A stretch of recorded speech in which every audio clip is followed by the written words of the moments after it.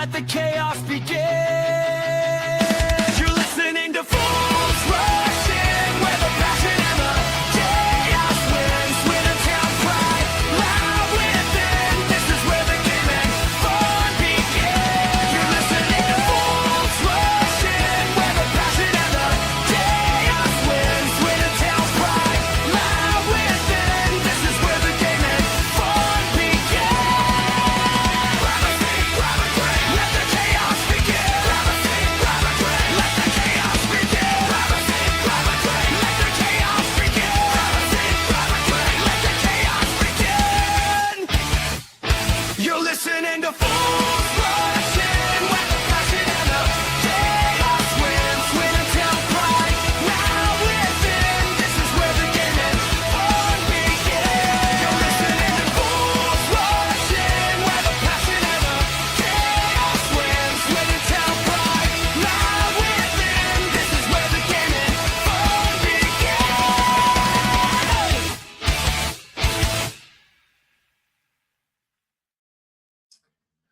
Good evening, Swindon fans. Good evening, football fans, and welcome to Fools Rush In on what is the last week of one episode weeks. Yes, this is the last week where we are only appearing on a Monday. As of next week, we are back to Mondays and Fridays, and that news has upset one of the panel already as they have disappeared from the lobby. They were clearly enjoying not having to do too much at all. Oh, good, they are back.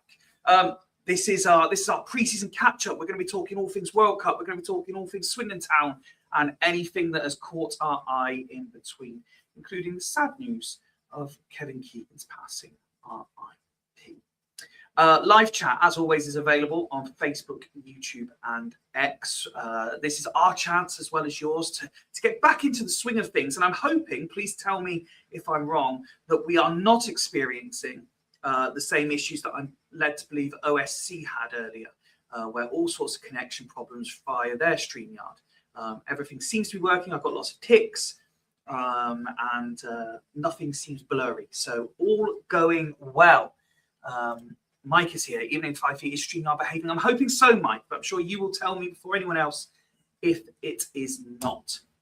And it seems weird to say because we're only, technically mid-July, but the summer break of football is nearly over. Pre-season is well underway, and the season starts in just a few weeks' time. So what I'm going to be asking as an intro question, it's a two-part question, really. One, what was your highlight of the World Cup? Can be anything.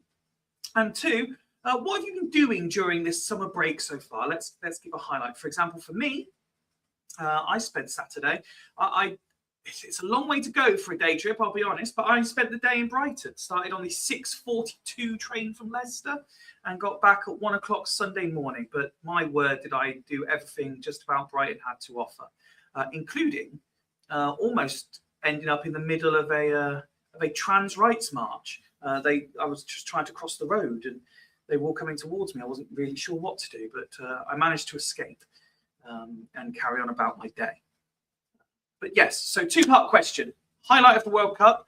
For me, I'm going to say, and I've been talking about this a lot, during the group stages in particular, when everyone was in America, a lot of the social media stuff of what the fans were getting up to, I just absolutely loved watching it. It was absolutely superb. And I, for one, and I said in the comments on OSC earlier, I think the World Cup itself has been brilliant. I think it's been a really, really good World Cup. It's the Americanization of football that has been the problem. You know, like Wayne Rooney said, all those acts in the halftime show, fine. But the halftime show was crap. We don't need it. We don't want it. Hydration breaks. We don't need it. We don't want it. But there we go. That's just me. So let's find out. We have got, on the day, by the way, the Marvel have dropped the Avengers Doomsday trailer. My word, have I got some superheroes in the lobby for you tonight. I won't liken them all because someone will get upset somewhere along the line as to who I call them. So I'm just going to bring them on in the order that they now appear. So starting with the man who has criticised England from the minute they qualified until he heard that there was potential of a bank holiday if we won the World Cup. And suddenly every other message was us and we. Yes, it's our own Roy Keane. Evening, Rich. I knew that was coming. How are you, mate? I wouldn't have given a shit about the bank holiday, if I'm being brutally honest. Because I knew we wouldn't get it, especially, well, obviously he's not in charge anymore, Starmer, but he was never going to pull that one off. Yeah, no, all good, mate. How are you? Yes, very well, thank you, very well. And let's start with some nice to be epic welcome news. back now. Yes, say again. Absolutely. Let's start with some epic news, mate. Yeah. You have got a place in next year's London Marathon. Yes. God, yeah, geez. Yeah, it's been obviously I found out a couple of weeks ago when it all came out and stuff like that. So yes, I've got a place in the London Marathon for 2027, and I am running on behalf of Cancer Research UK, a charity that's very close to my heart. Obviously, I've got some personal family and friends that have obviously gone through cancer, and unfortunately a couple that are no longer with us. Thankfully, the family members that have been through it are back to full health, which is great. But obviously Cancer Research UK do an incredible job, and I'm absolutely honoured and privileged to be running on their behalf, and also as a personal goal as well to be running such a major marathon in terms of London, as well as obviously very iconic. So to be running over London Bridge next year is obviously going to be a very exciting moment, and obviously with it being a 2-day event next year as well, what an atmosphere London's going to be.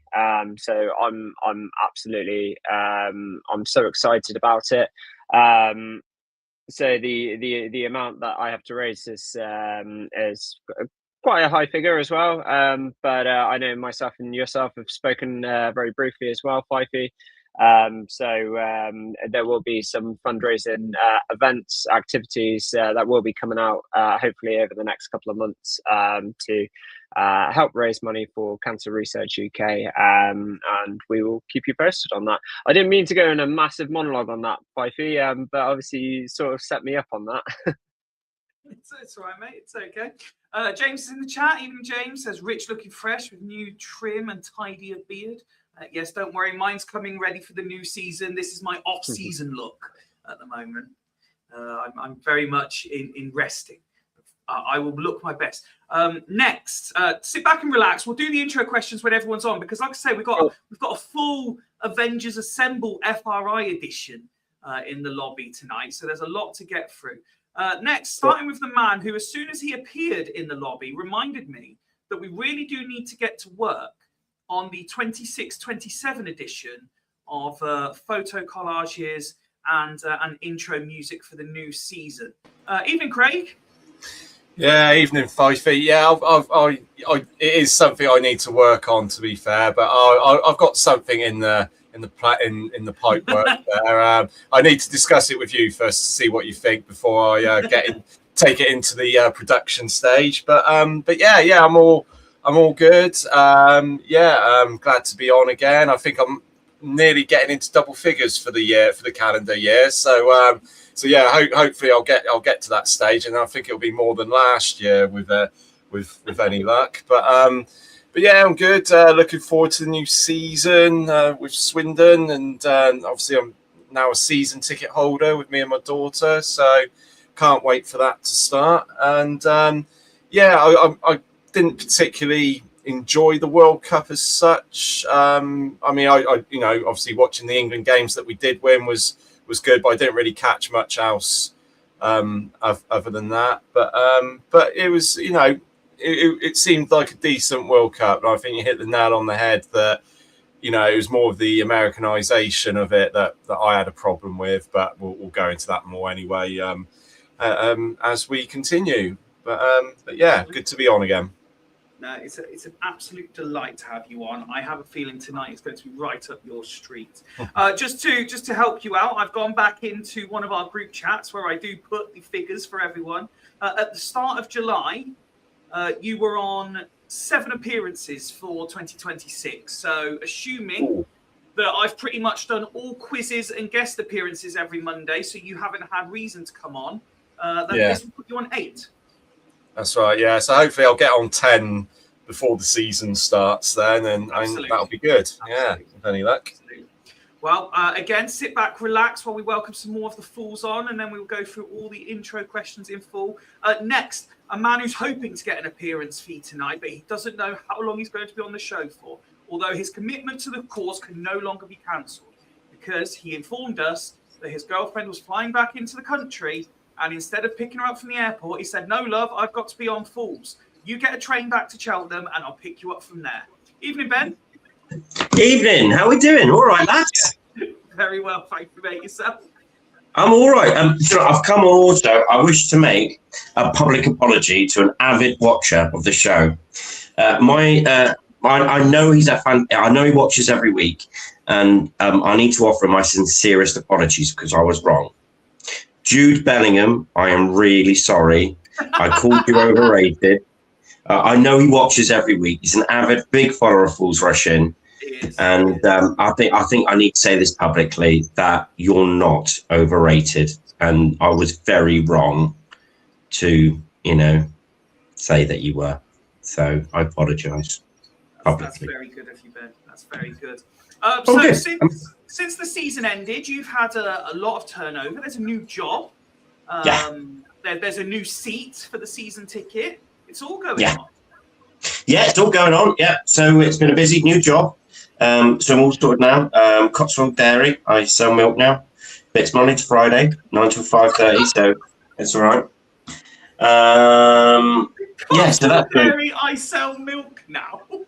Yes, that's what I do. I sell milk. Milkman deliveries. That's what I do. I'm not an actual milkman himself. I sell. People wonder, how do you become a milkman? Or how do we arrange milk? I'm the person you speak to. You want that. So I can sort out milk deliveries for you. So don't you worry. I work for Cotswold Dairy.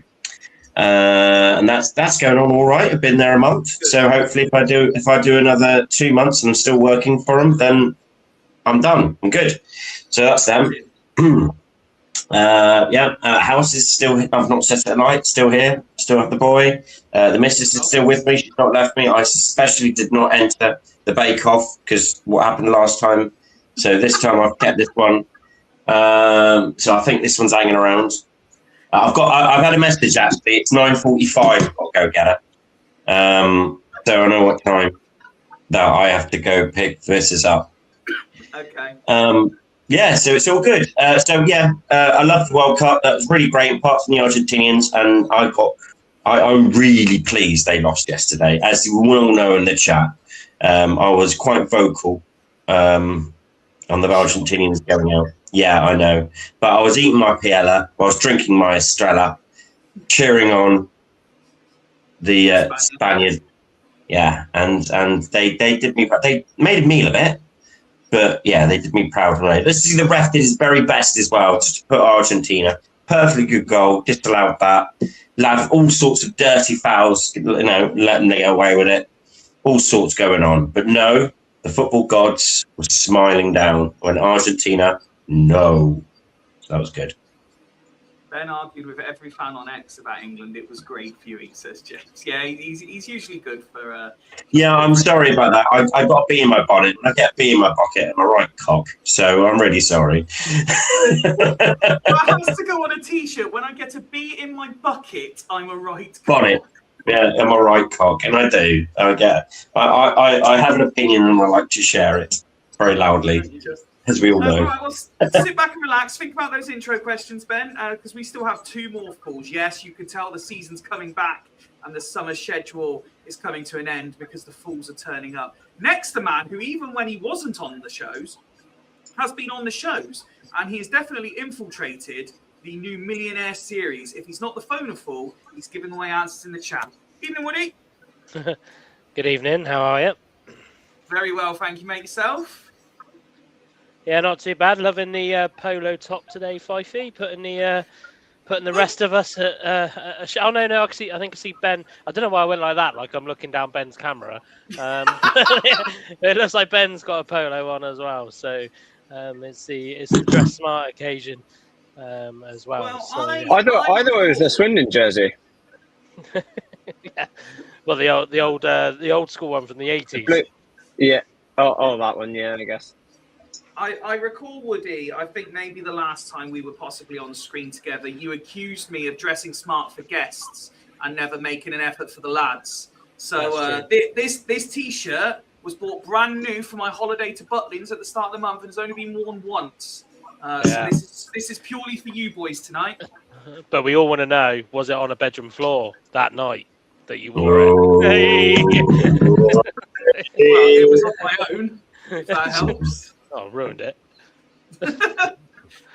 Mate, you've had a very busy off-season as well. And when I say off-season, you've not really stopped because it is all go at Chippenham. Yeah, it's definitely not been a... it doesn't feel like there was a close season at all, to be totally honest. No, but it's been as you rightly said, it's been all guns blazing, which is... I do like to be busy, but I do wish I had a holiday booked now because I could really do with one, to be fair. But You're obviously, getting married soon. Yeah, there's that as well. And then, and everything's just and general work has been ramping up as well. Well done, Ben. By the way, I don't think I congratulated you when you told us all originally about the Cotswold Dairy job. I love hearts and flowers when he told us about the job. Ben just got overlooked, so everyone else could carry on. yeah. So no, but obviously we're going to reflect on our thoughts of the World Cup in a minute. But yeah, that's kind of not really had many spare minutes as I keep moaning to you about Fifey. Yes, so, you do. So it's but hey, better to be busy than bored, I guess. Yes, absolutely. Well, look, this is an all-star cast, but I think there's room on this screen for one more. And if Ben's the man you want to get hold of for all milk-related inquiries, then our final panelist is the man you want to get hold of for just about anything else in Swindon. The man I widely discuss as the most connected guy with an SM postcode. Evening, Was. I don't know what you're on about. Tyres is all I'm good at. Uh-huh. And you don't even change them anymore, do you, pal? No, definitely don't. Just pick up the phone now. Just pick up the phone now. Gentlemen, good evening. How are we all? Very, Good, very thanks, well. mate. Who was that? We were discussing off camera. You've been busy during the off season as well. You've been on at least 7 holidays. Oh, And when you're get not a in the grip. holiday, you're in the pub. When do you have time to do all this picking up the phone?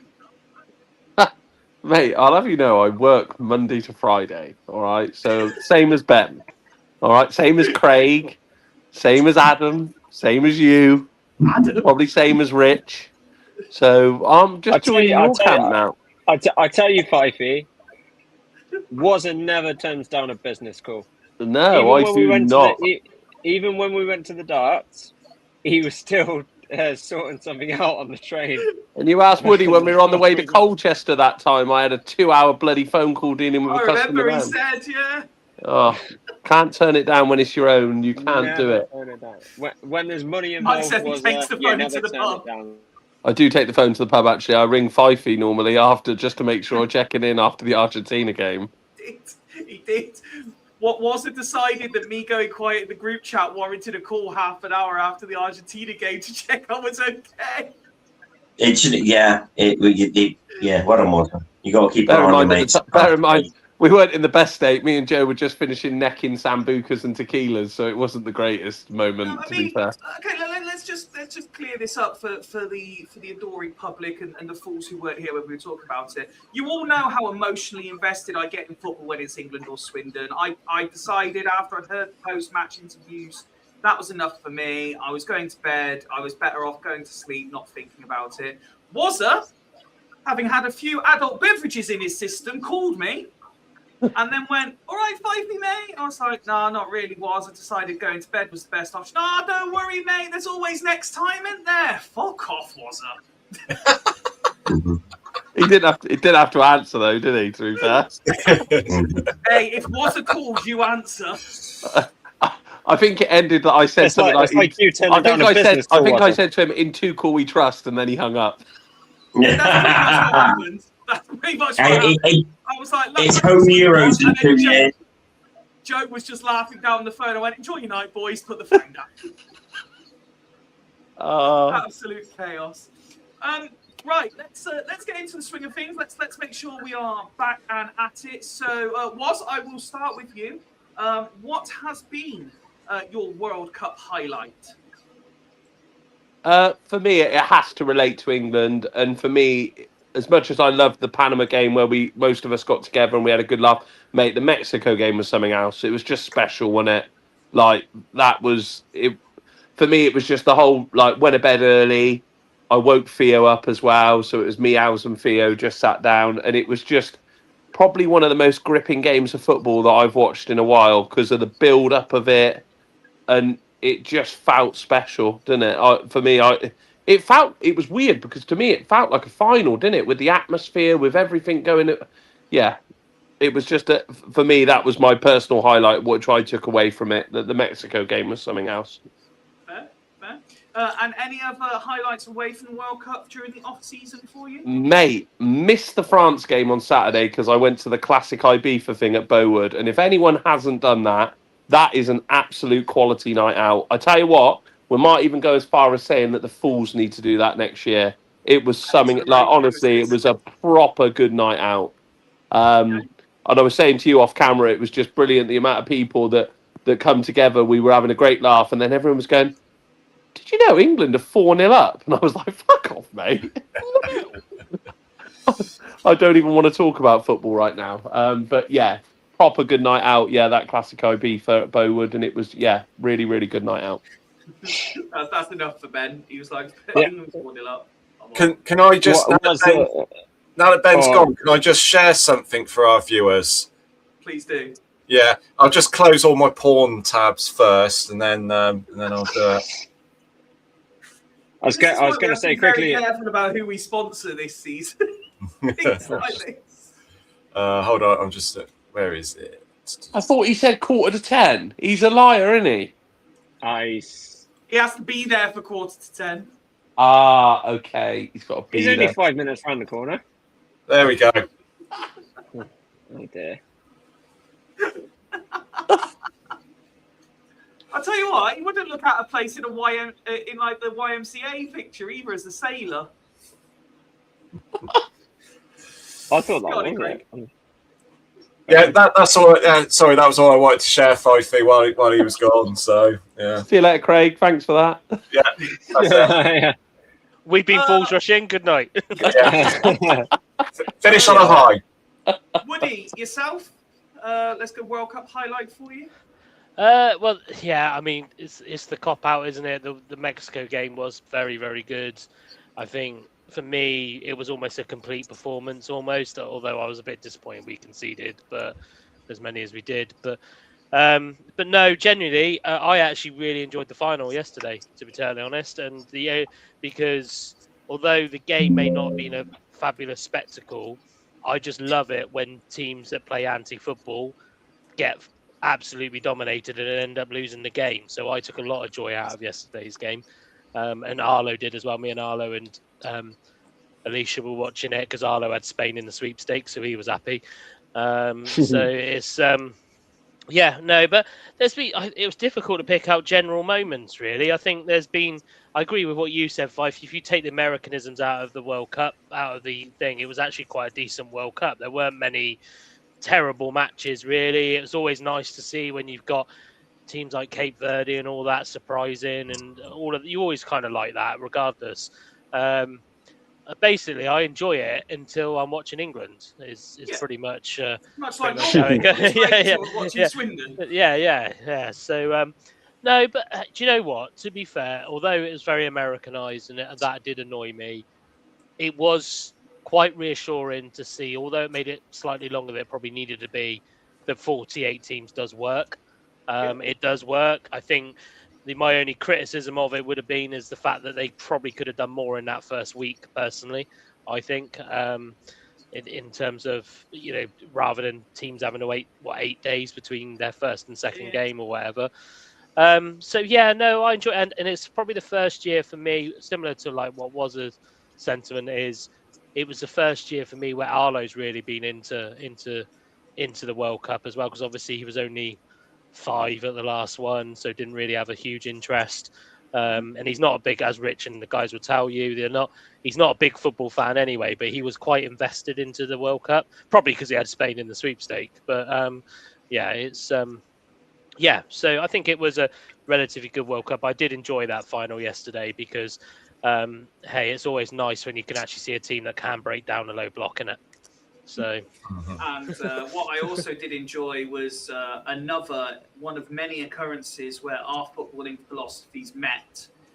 Woody, as me and you, within about 30 seconds of each other, both said if we were ever to turn pro, we would sacrifice ourselves and 2-foot Simeone and take the red card. I would have definitely. Do you know what the ironic thing is, though? Is I sat there and I thought, do you know what? In one tiny, like not even 10% of me wanted Argentina to win, only because one, that means we've lost to the team that won the World Cup, and the other being the fact that if you look at it statistically, Argentina had won every single game. So it's kind of, you would think they should win it, but the way they set up was just disgusting. I thought their game plan against Spain was worse than their game plan against us. I think they stopped doing what they were doing in the second half against England, really, but they just kept it up against Spain. And before we move on to Craig, any highlights aside from what we've already mentioned for you in the close season? Probably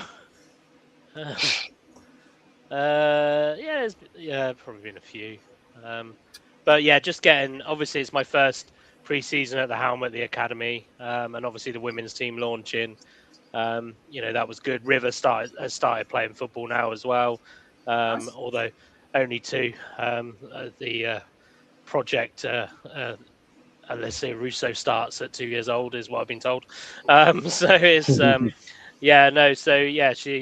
that was nice seeing her start playing, and she's really enjoying it. Already last her in the Jude Bellingham celebration when she scores.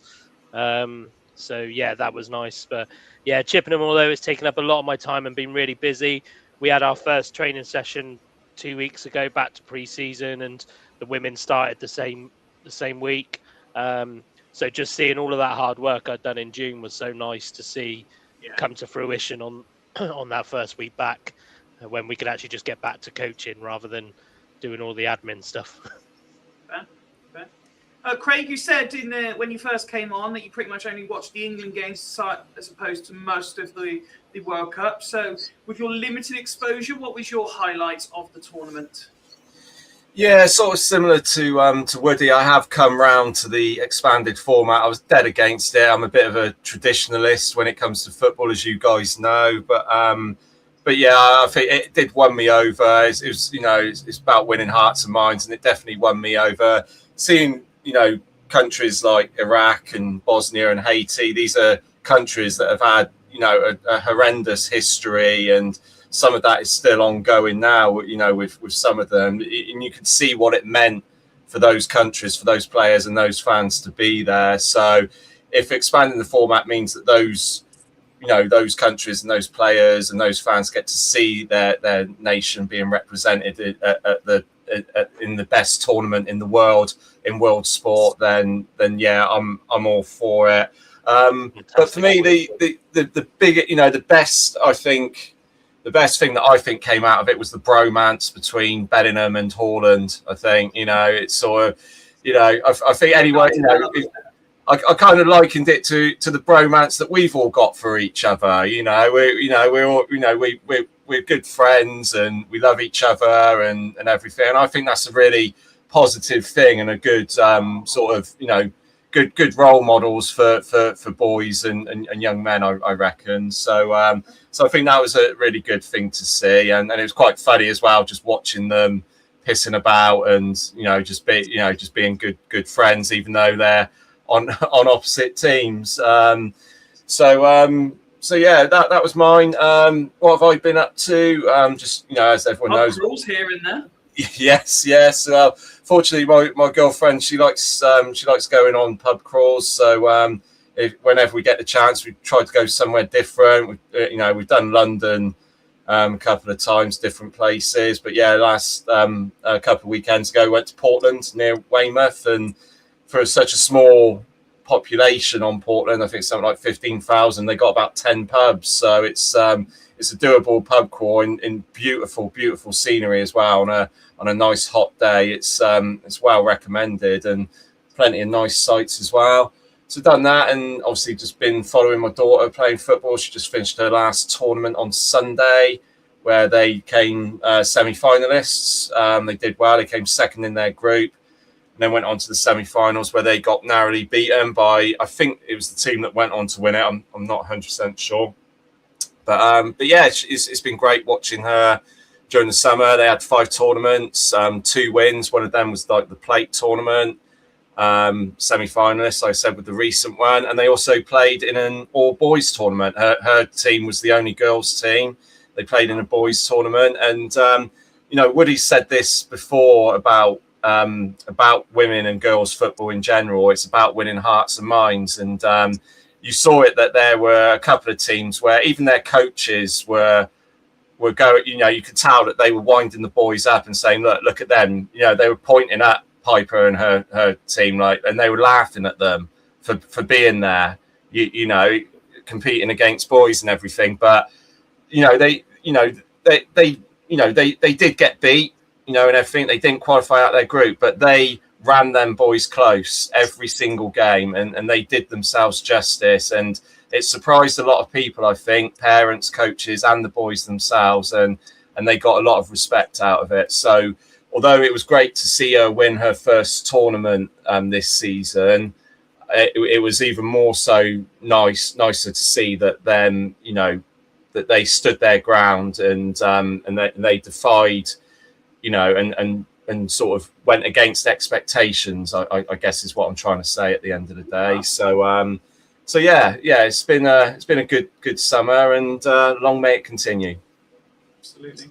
What I am enjoying, just before we come to Rich, is we're having discussions with the panelists about family holidays and planning weddings and nice pub crawls with the girlfriend. The seasons may change, but some things never will. Fifey remains the only single fool in the group going into the new season. Rich, your World Cup highlight, please.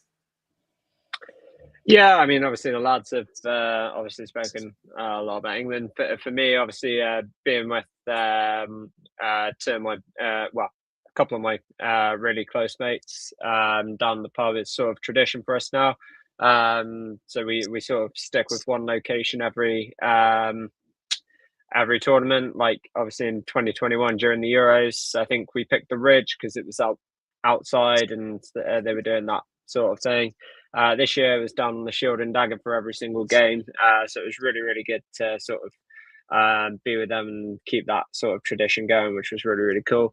And yeah, I agree with the lads in terms of the Mexico game. Obviously, the Mexico game was obviously a massive. Yeah, it was very, very unique. Obviously, staying up until all hours of the morning watching a football game. However, though, I am going to be a slightly different. I'm going to say one of the best things was that Cape Verde. I actually didn't watch that game, to be fair. I was at a festival on Saturday night. No, it was Cape Verde. It was Cape Verde against Argentina in normal time. Anyway, when they got that equalizer, the second equalizer, and they were just going pound for pound with Argentina through the whole game. Hell of So a it was, finish as well, wasn't it? What a goal! oh, that was well. It was goal of the tournament. It has to be goal of the tournament. That was absolutely unbelievable. So yeah. So and like the lads have said, you know, it's really, really good to sort of, you know, see teams like that thriving in the World Cup. So yeah, and it again, like I say, it's definitely unique. So yeah, and again, I'm with the 48 teams as well. To be fair, now I've sort of succumbed to that too. By similar vein, and I think it's almost a recency bias that because it feels it's gone on for so long, people almost forget about it. But I heard Vic mention it on OSC earlier. You go back as far as the Curacao equaliser against Germany, and the whole world went mental. And like that, but for me, there were so many great goalkeeping. There was some absolute howler goalkeeper displays, but there were so many great goalkeeping displays. Well, you were like, how? It's like every day, you'd be like, how's this keeper made this save? And then the next day, someone would be like, hold my beer. And it'd be like, unbelievable. So they were just one-upping each other for save for save. It was crazy, crazy stuff. So aside from the World Cup, your individual highlight of the close season? Well, it's been playing lots and lots of golf, really. You have been playing a lot of golf. I have, yeah. Sort of, yeah. A new. Well, I say a new thing. I've been playing. Well, I used to play when I was a kid, and then sort of got into it maybe 2 years. No, it couldn't have been 2 years ago because I was in America. No, probably last year. Yeah. Wait, you've been to America? Nah. Never mentioned it. Nah. But yeah, that was. I would have been there 2 years ago today. Crazy, but last year, I started getting back into playing golf again, and then just this close season, while I've had the chance, just been playing lots and lots of golf. So it's really, really good. Can be therapeutic at times, and then can be very, very soul destroying too. So that is the nature of the beast. That is the nature of the sport. Nothing therapeutic about the way I play golf. No, it's only therapeutic when you finally get your drive and you can smash it 200 yards. The question is, when are we recording the big Team Woz versus Team Rich golf match? Oh, Ryder Cup event. Crazy golf, yeah. Yeah, whenever it's the only way I'm playing, Woody. Whenever he's not selling tires, which is never true, mate. That's true. Yeah, no, we'll have to get out. That could be a good bit of content. That actually. Yeah. What we do, Rich, we'll bring Woody and Fifey as caddies, and then we'll have Craig as the match referee. This would be perfect. Yeah, sounds good. Sam says, "I hate golf, especially when the ball keeps hitting the mini windmill." And that clown laughs at you. To be fair, Sam, we're still due to meet up for a game of foot golf at some point. We must get that in the calendar as well. I do foot golf. Yeah, so we need to do Falls Foot Golf, but Sam actually lives just up the road from me, although we've only ever met each other in person once, and that was by accident. But we did say that we do foot golf locally. So we need to get that sorted. Anyway, we will come back to the World Cup. Let's make this a kind of World Cup sandwich. We've started there, we can end there. Let's talk about Swindon in the middle, because that is what most of us are here for. That is what brought us all together. It feels like so long since we've spoken about Swindon that you would imagine there is a lot to cover, but there isn't really. Nothing much has happened through the whole close season. But let's catch up on where we are, starting with, and I don't know if this is popular or unpopular opinion, but let's start with what I think is a really smart looking new kit. I can see Woody's nodding. Rich seems a bit unsure. Let's start with you. I'm quite happy with the kit. Like it. Yeah, do like it. Theo got it this week because he had some birthday money left over. I don't think I've never bought. It's nice to see that the club have finally sort of, well, it's probably not the club, but they've actually got stock early doors. We're not waiting till like the first 2 weeks of August for everyone to get a shirt. Well, you say that, mate. I'm just throwing it out there. I mentioned to OSC when they said, what do you want to see from the club? And I said, real men's sizes being available would be nice. First one that was unavailable, 3X. Oh, I'm in a 2X. So it's not too bad. So I'm bigger than you. Yeah, that's true. But oh, sorry, no, I didn't mean that like that. Actually, that was quite harsh. Yeah, that was no. I thought you're taller, aren't you? You're taller than me, so that's what I meant by that. No, I don't think I am. I think we're about the same. Nah, you're definitely taller. But anyway, yeah, it is an. No, I do agree. It's a nice shirt. It is a really nice shirt, to be honest. I like the stripe. The stripe just gives it that bit, smartness. Smart for me. I do quite like it, and yeah, I like what they've done with it. Very nice home kit. Woody, I saw you nodding as well when I first mentioned it. Are you a fan? Yeah, I always do quite like the pinstripe, to be fair. I've always been a fan. And I know there's a lot of criticism about the back and the shoulders, but some of that is also driven by the EFL as well, about what you can have around where the numbers would go and all of that kind of stuff. So I kind of get why, because there's kind of like a red patch, obviously, on there on the back where the pinstripes don't happen. And then they continue at the bottom of the shirt. So, but yeah, no, I like it. I think the problem is now, and we're probably talking about our generation of watching football for 20, 30 years. We're kind of, there's never going to be a big kit anymore that surprises everybody because we've probably seen it before.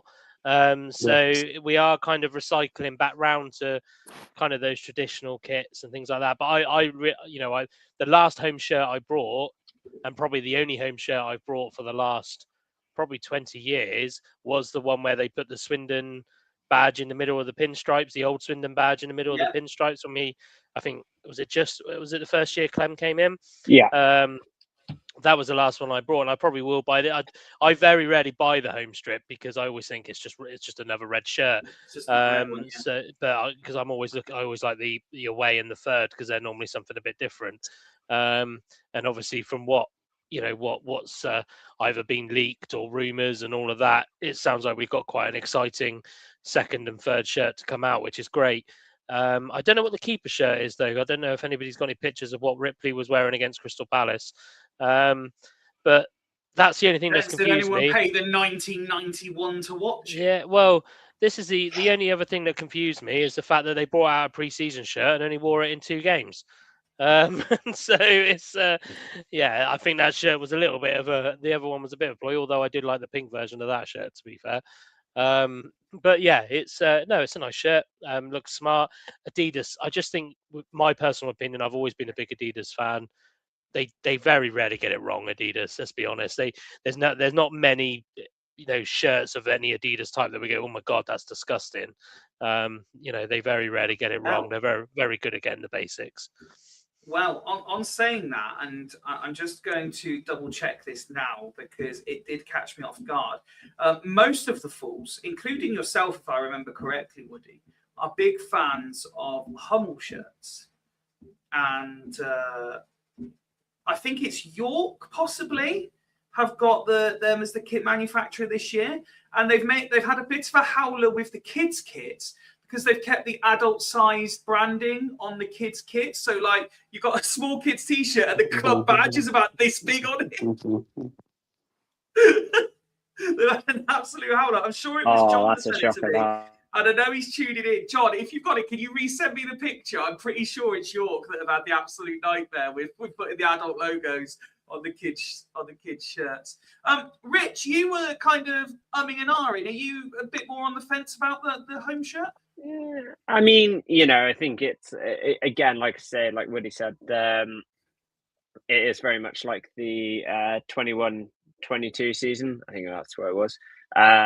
With the pinstripes, just minus the old crest going down it. And yeah, again, like Woody, that was probably the last one I bought.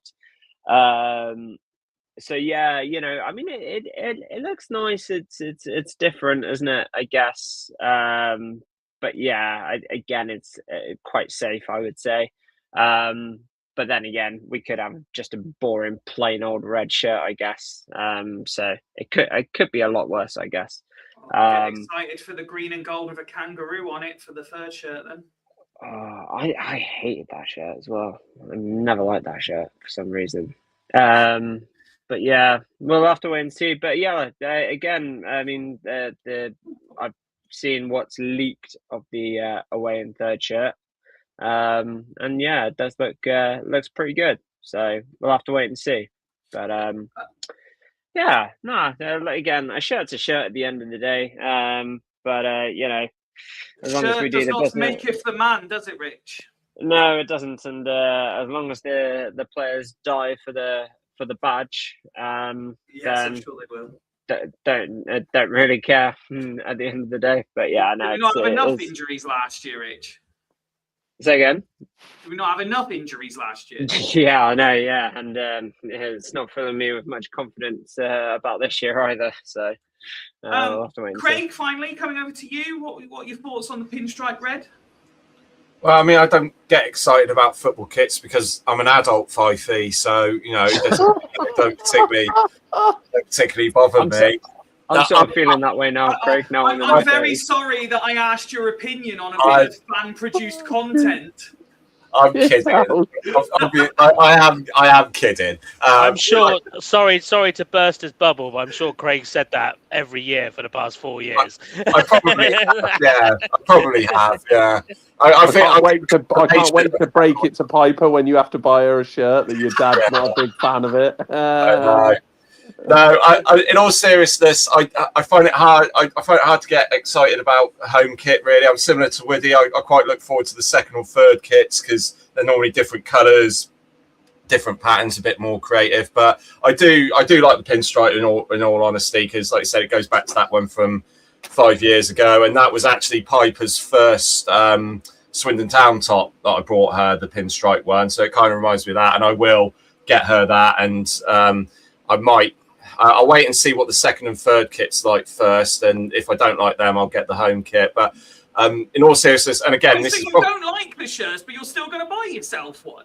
No, I did say I was joking about that. I did say I do like the pinstripes, but I think and I think I've said this every season as well. I don't think we should be bringing out 3 brand new kits every season. I think the second and third kits should be alternated. I know sometimes it's difficult with different sponsorships and stuff like that, but I don't think it's fair on fans. You know, all right, obviously fans, you don't have to buy all 3 kits, but I think bringing out 3 new kits every season, especially for a League 2 club with League 2 supporters, I think that's a bit too much.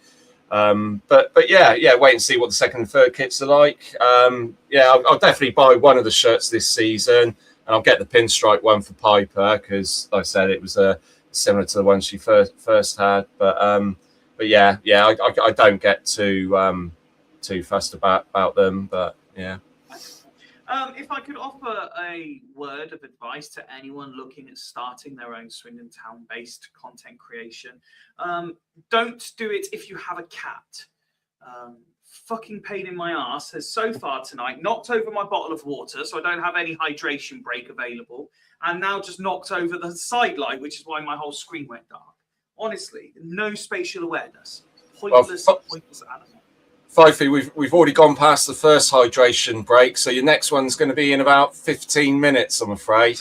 Fantastic. Okay, so that is us on kits. Let's talk about pre-season. I know that we've all been involved in football long enough to know that the results don't matter. However, so far, if I remember this correctly, there was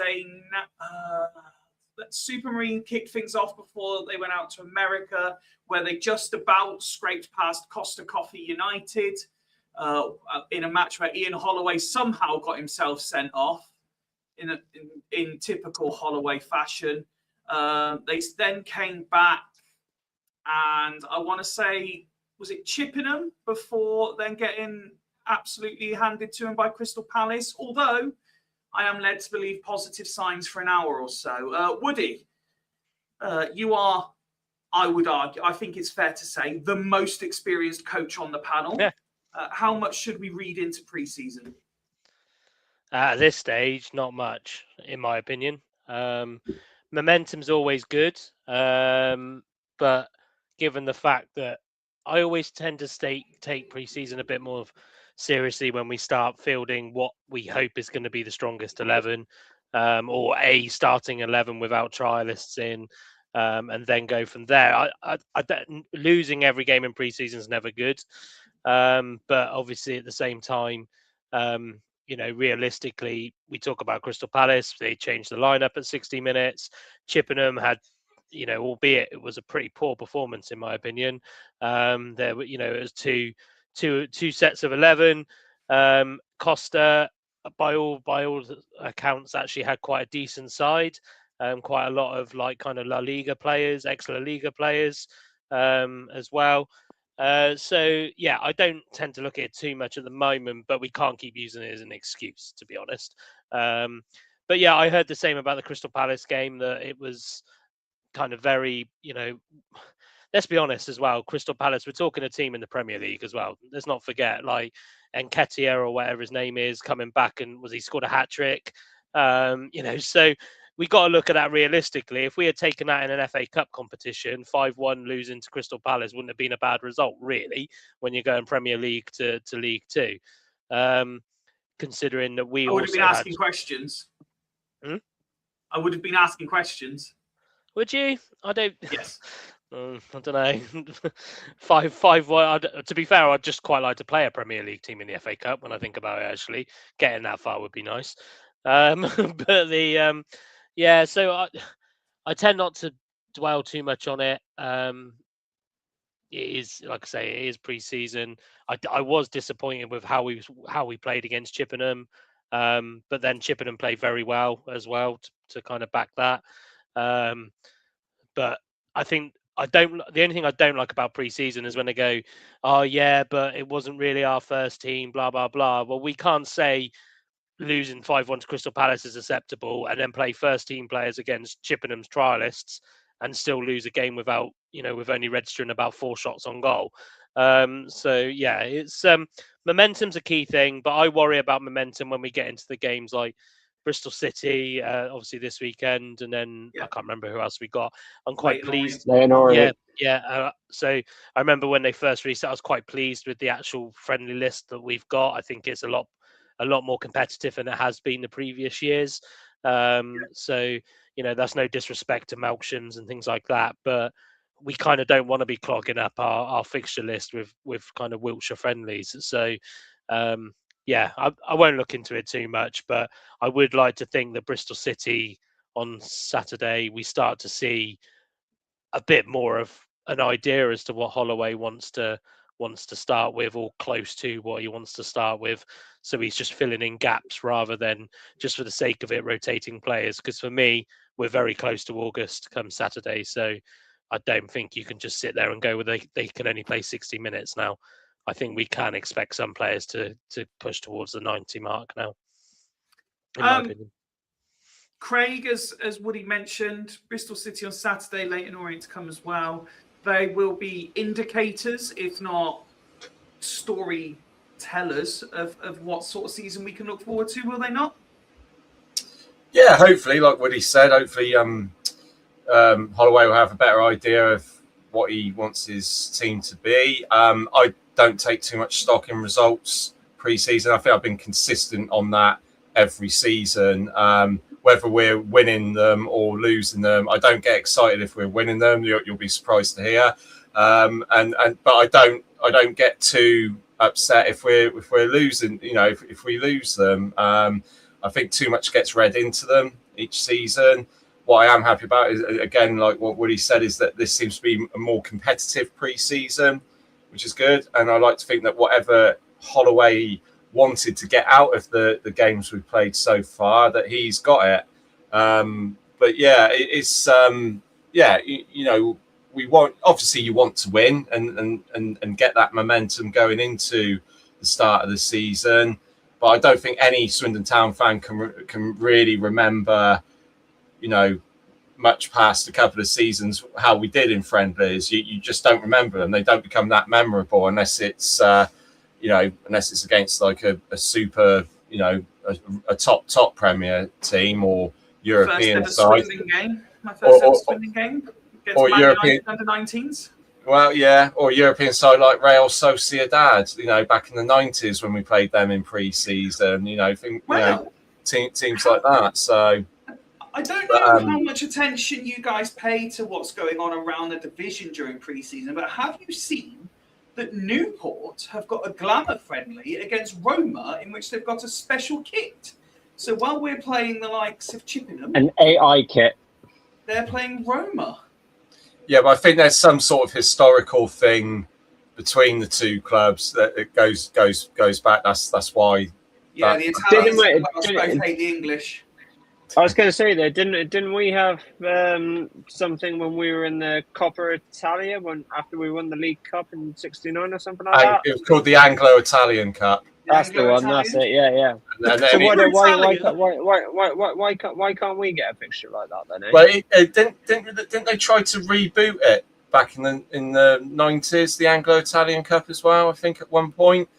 Oh, But I yeah. just meant in terms of getting a team to play us in a pre-season friendly or something like that. I mean, I've got to be honest, I'm quite happy with the fixtures we've had. It was a nice balance of local teams and competitive fixtures, and hopefully it will do. I remember what when it- I remember when we had Spurs in Gareth Bale's last game and he scored his last goal against Swindon in the pre-season friendly before he went to Madrid. Yeah, but that's the thing. That's the only sort of friendlies that we remember. So that's why I think, you know, fans shouldn't really take too much stock in pre-season friendlies, whether it's win, lose, or draw. It all depends on how it goes. You know, when we play our first game in August.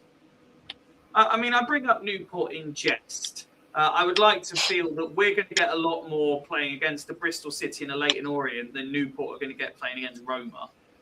True. At least that's the way it should do. I mean, if Roma play anything that resembles a proper Roma team and Newport get a result, suddenly everyone's going to be thinking, what the fuck is this Newport team for the new season? Rich, we're going to be talking transfers in a bit, or lack of, shortly. But I want to ask you about trialists. From what I'm not sure.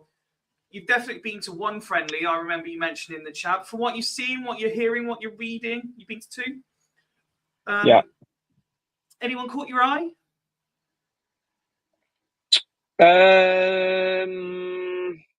Not really. No, if I'm being brutally honest, no, not really. I tell you and he's not a trialist because we've got him on loan, and actually this is a worrying thing as well because he is on loan. But that De Bayo, I like the look of him. Is he not the one though that Holloway's had it contractually inserted that he can't be recalled in January? Oh, is that right? Oh, that's good then. I think so. Finally, finally, we've gotten ahead of the curve From on Hull, that. if I remember rightly. Oh yeah. Yes, that's right. Yeah, and he has played a few senior games for like Leeds and stuff like that, apparently. So, but yeah, he looks a decent player. To be fair, he's hopefully we do play him at centre back because I think that is his position. That is the position I think we brought him in for. I don't think he really is a CDM, to be honest with you. And the other player that's really caught my eye is Negru as well. Actually, I think he'll be a very good player for us. He's very good with his feet. He can knock the ball about. Yeah, I do like the look of him. So it's good to see that we've strengthened our defence. But I think there's quite a few other areas that we need to sort of strengthen as well.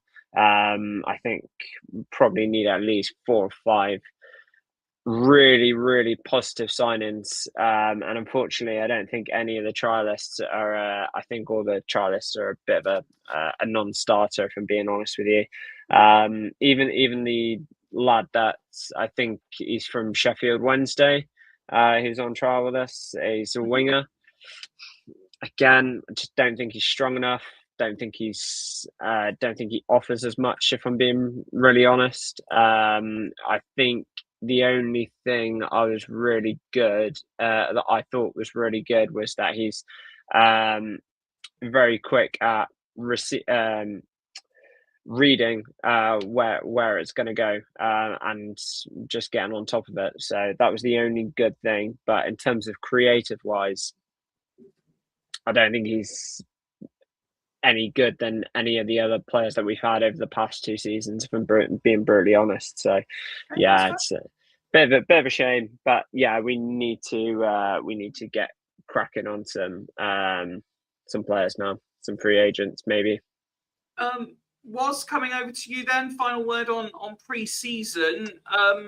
What do you feel personally the fans need to see from these next couple of games? As we said, Bristol City and Leyton Orient are going to be a much bigger indicator for us of what Holloway's looking to do. So what are you hoping to see?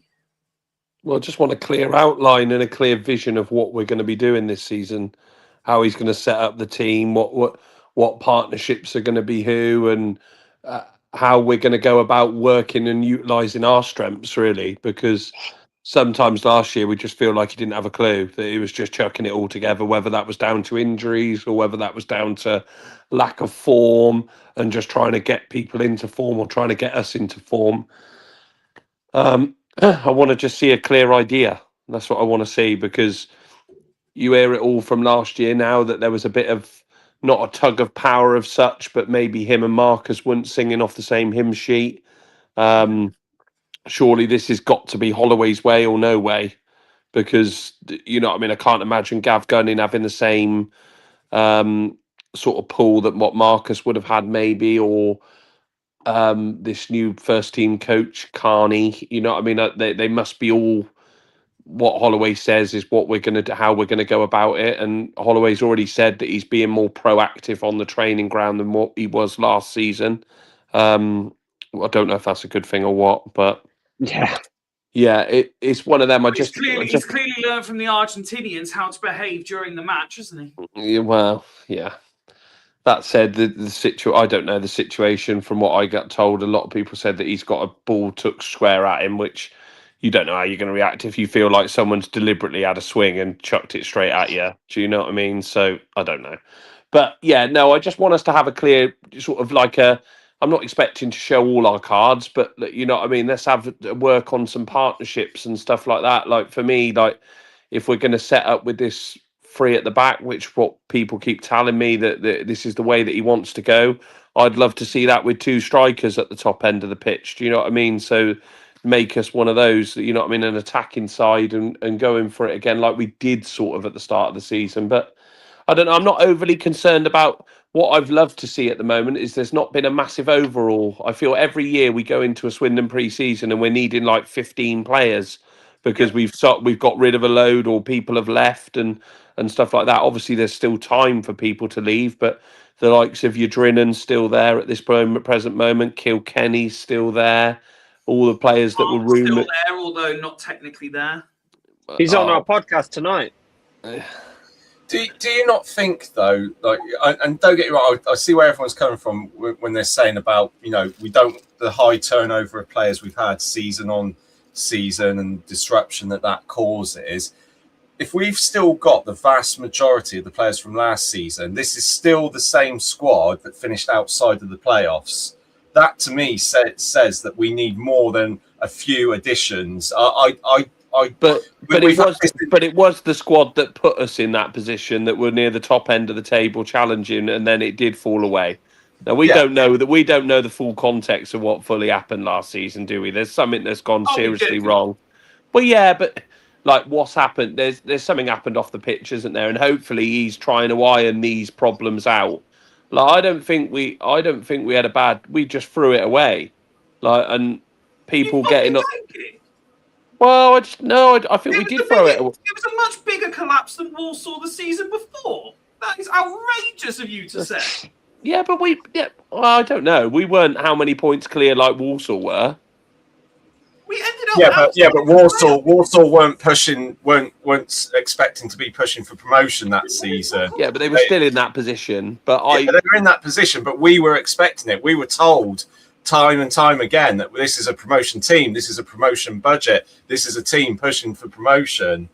And if we keep hold of Drinan and we get the players back that towards the end of the season that we were desperately missing, the likes of your Gav Kilkennys, your Paul Glatzels, if we get them back in form, I think those two are like two new signings coming back in anyway for me, Glatzel and Kilkenny. I think they'll play a massive part. I do agree there's still 3 or 4 that need to come through the door. Definitely, we need someone in that left wing back position. We need another centre half because you can't trust Taff at the moment. He's not played barely any pre-season. Well, not played a pre-season game as he yet. So be interesting to see. I echo what Rich said. I'm hoping this Debayo has been brought in to play as a centre half because I don't see how he fits into centre midfield if we're going to play Clark, Kilkenny. Well, that's how, because you're not going to play Clark. He's going to be suspended or injured again.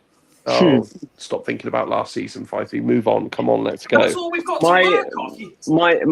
My concern is that Drinan's had his golden season now, and that he's not going to do what he did last season. Replicate what he did last season, and that is the main worry. I'm genuinely more concerned that Ollie Clark will replicate what he did last season than replicating.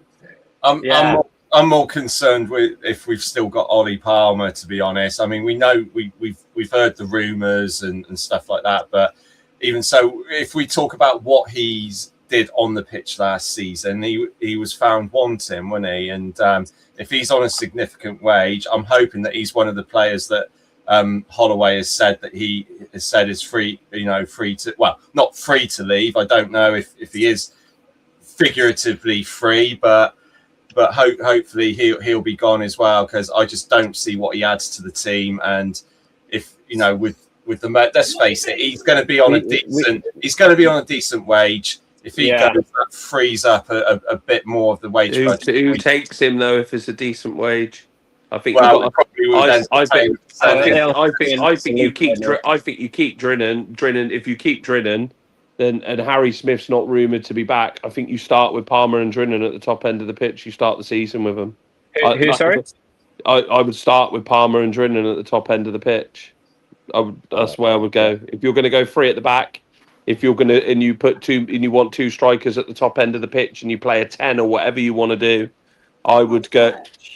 No, I don't know. I just think. I think Palmer will go to a National League side. If I'm being brutally honest, no chance. That seems to be absolutely no chance in how is he going to a National League side? Yeah, he will. I guarantee it. No chance. Yeah, he did with Wrexham. Yeah, but that was. I don't think he's going anywhere. Like Craig said, if his wage is as big as what everyone makes out to be, who are you palming him off to? This is going to be Table's great year. No, he'll be the one that goes. He'll be the one that goes out on loan. Let me start on Table. We're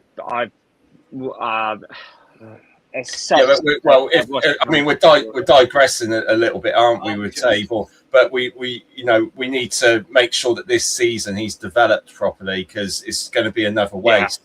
Last season he was not developed for him for whatever reason, whether it was down to him or down to the clubs he was loaned out to, or us mismanaging him. he needs to be developed properly. So we need to either let him go out on loan to a club that we trust and we know that he will play every week, or we give him a chance. But I can't see the latter happening. So James. So yeah, it's make or break for him this season, I'm afraid. You say that for Tabor, I think it's make or break for Palmer, isn't it? I think they're yeah. all that it's he needs to. Look, we all know that I quite like Ollie Palmer. I think he got a lot of unfair. Well, He was yeah, always okay, but there. He was always there. I think the expectations were too high. For yes. him. Well, this is I still don't people wanted him to come in and be this goal scorer, but he's never been that goal scorer. And This is why I think. In fairness, just I this agree is with on that point, he was brought in to replace Smith, who was our goal scorer. Yeah. And Harry Smith is more of. I'll give you that. Harry Smith is more of a natural goal scorer than Ollie Palmer is. No problem. But Harry Smith's still in back yet, and I don't think he's going to be back. From what everyone keeps telling me, September. October. You know what I mean. So we're going to have to start the first month of the season without Harry Smith. So it's going to be Drinnen and Glatzel, by the way. Oh my god! I think I think we're in big trouble. If that is the case, we are in big trouble. No, I mean, like, big trouble. Glatzel was Huge really trouble. good until he got injured last season. but I don't see him playing that position up top, Fifey. I don't see him Where are playing. you playing him then? Well, he's Well, either he's going to gonna go. play He's left either back. going to go wide or go in a 10, isn't he? I don't have him Yeah, going yeah. as. 3-5-2, and then we're going to be playing Paul Glatzel or left wing back. Then we're in. No, I wouldn't have a problem with Glatzel going in the 10. He's got the work Yeah. rate to do it. I've got no problem with. I've got no problem Mm. with Glatzel going behind a Drinnen and Holman or a Drinnen and Palmer or something. You know what I mean? Surely he'd be He's better played off that having position. He's Holman played behind Drinnen and Glatzel. No, I just don't think Holman's got the. No, I think Glatzel knows the work I rate agree. defensively that's needed in that position, and I would think Glatzel could do that. I think it's a big season to see Glatzel back. I'm buzzing to see him, to be honest, because we've always liked him. I think all of us have pretty always warmed to him and the attitude that he's got, and it'd be great to see him back. But like you say, just cushioning over, I think it's a massive see. I'd love to see Ollie Palmer hit the ground running. I really would. A few goals. I'd love to see him partner up front with Drinnen. I'd love to see how it works. I think people wrote it off too quickly last year. And the way that Holloway talks, I hear that we're going to be maybe that bit more like we're going to cross the ball, get the ball in the box. And I think him and Drinnen could be two strikers that could really warm to that. Woody's already said this about Aaron Drinnen. We say that he's a bad header of the ball, but when he was in those attacking positions, he wasn't a bad header of the ball. Flicking on and all stuff like that, definitely not his game. But having someone in the box like him and Palmer, I think they could cause a bit of havoc in this league. I really do. But I just think we've got to give it the opportunity and not write it off too quickly. And you know what I mean? I fear already that people through this pre-season have already been using Palmer straight away as this scapegoat because he went to America for a day and all stuff like that. I had no problem with it. I don't know what the rest of the lads' thoughts was. I don't know if we've even discussed it, but like I don't care. He's a professional footballer. It was a day off. If he wants to jet over to Miami for whatever to do it, then that's his day off, isn't it? Whatever he wants to do. My concern is the fact that we haven't really improved the squad that had a catastrophic end to last year. That is my main concern. Completely agree. But didn't we lose? My argument to that was, though, didn't we lose 2 or 3 players to big injuries? Like, does it Like who? Kilkenny, but the counter argument Glatzel. to that is, didn't Holloway say, and didn't we as a group and the whole fans say, this was the first time Swindon built a squad that were capable? Yeah, A squad means if someone is unavailable, you have Well, adequate we've got reinforcement. exactly. We've got a not when you Like- raved like- that, not when you raved that, like we all did, that Gavin Kilkenny's the best player in our team. Who? His form dropped off a cliff. before yeah, he- exactly. He was awful second half. Of Do you know last what season. happened? after The he got that Swindon curse- contract? Yeah, the contract Swindon curse of extension. new contracts. He got a new contract, form dropped. Aaron got Drinnen injured. did. Drinnen got a new contract, form dropped completely. I don't buy that. The whole oh, Yeah. they've signed a new contract, then they let their standards Well, drop. neither do I really either, I think but- that's just a coincidence. Don't get me wrong, Probably his form did drop off. I'm not denying that, but I don't think this. I think this contract fee is just a coincidence. How many I times does can't- a coincidence have to I agree, happen before you Craig, I take it more don't. seriously, though? I think like, yeah. Sorry, I'm just trying. Sorry. Just come back. Craig, You've rattled him. You've rattled him. Yeah, just fuck off, Fifey. yeah. Woody, I- you've not oh. said anything during that whole piece there. Where do you want to come in on it? Well, I am excited about seeing Glatzel back. But Thought I would tee that one up for you, mate. I thought I would tee that one thanks, up mate. for you. But I don't understand the people that aren't, because as soon as he got injured, that's when our form went down. 100%. So That's why I want. and funnily enough, as soon as he got injured, that's when Drinan's form went down as well. So it is rich.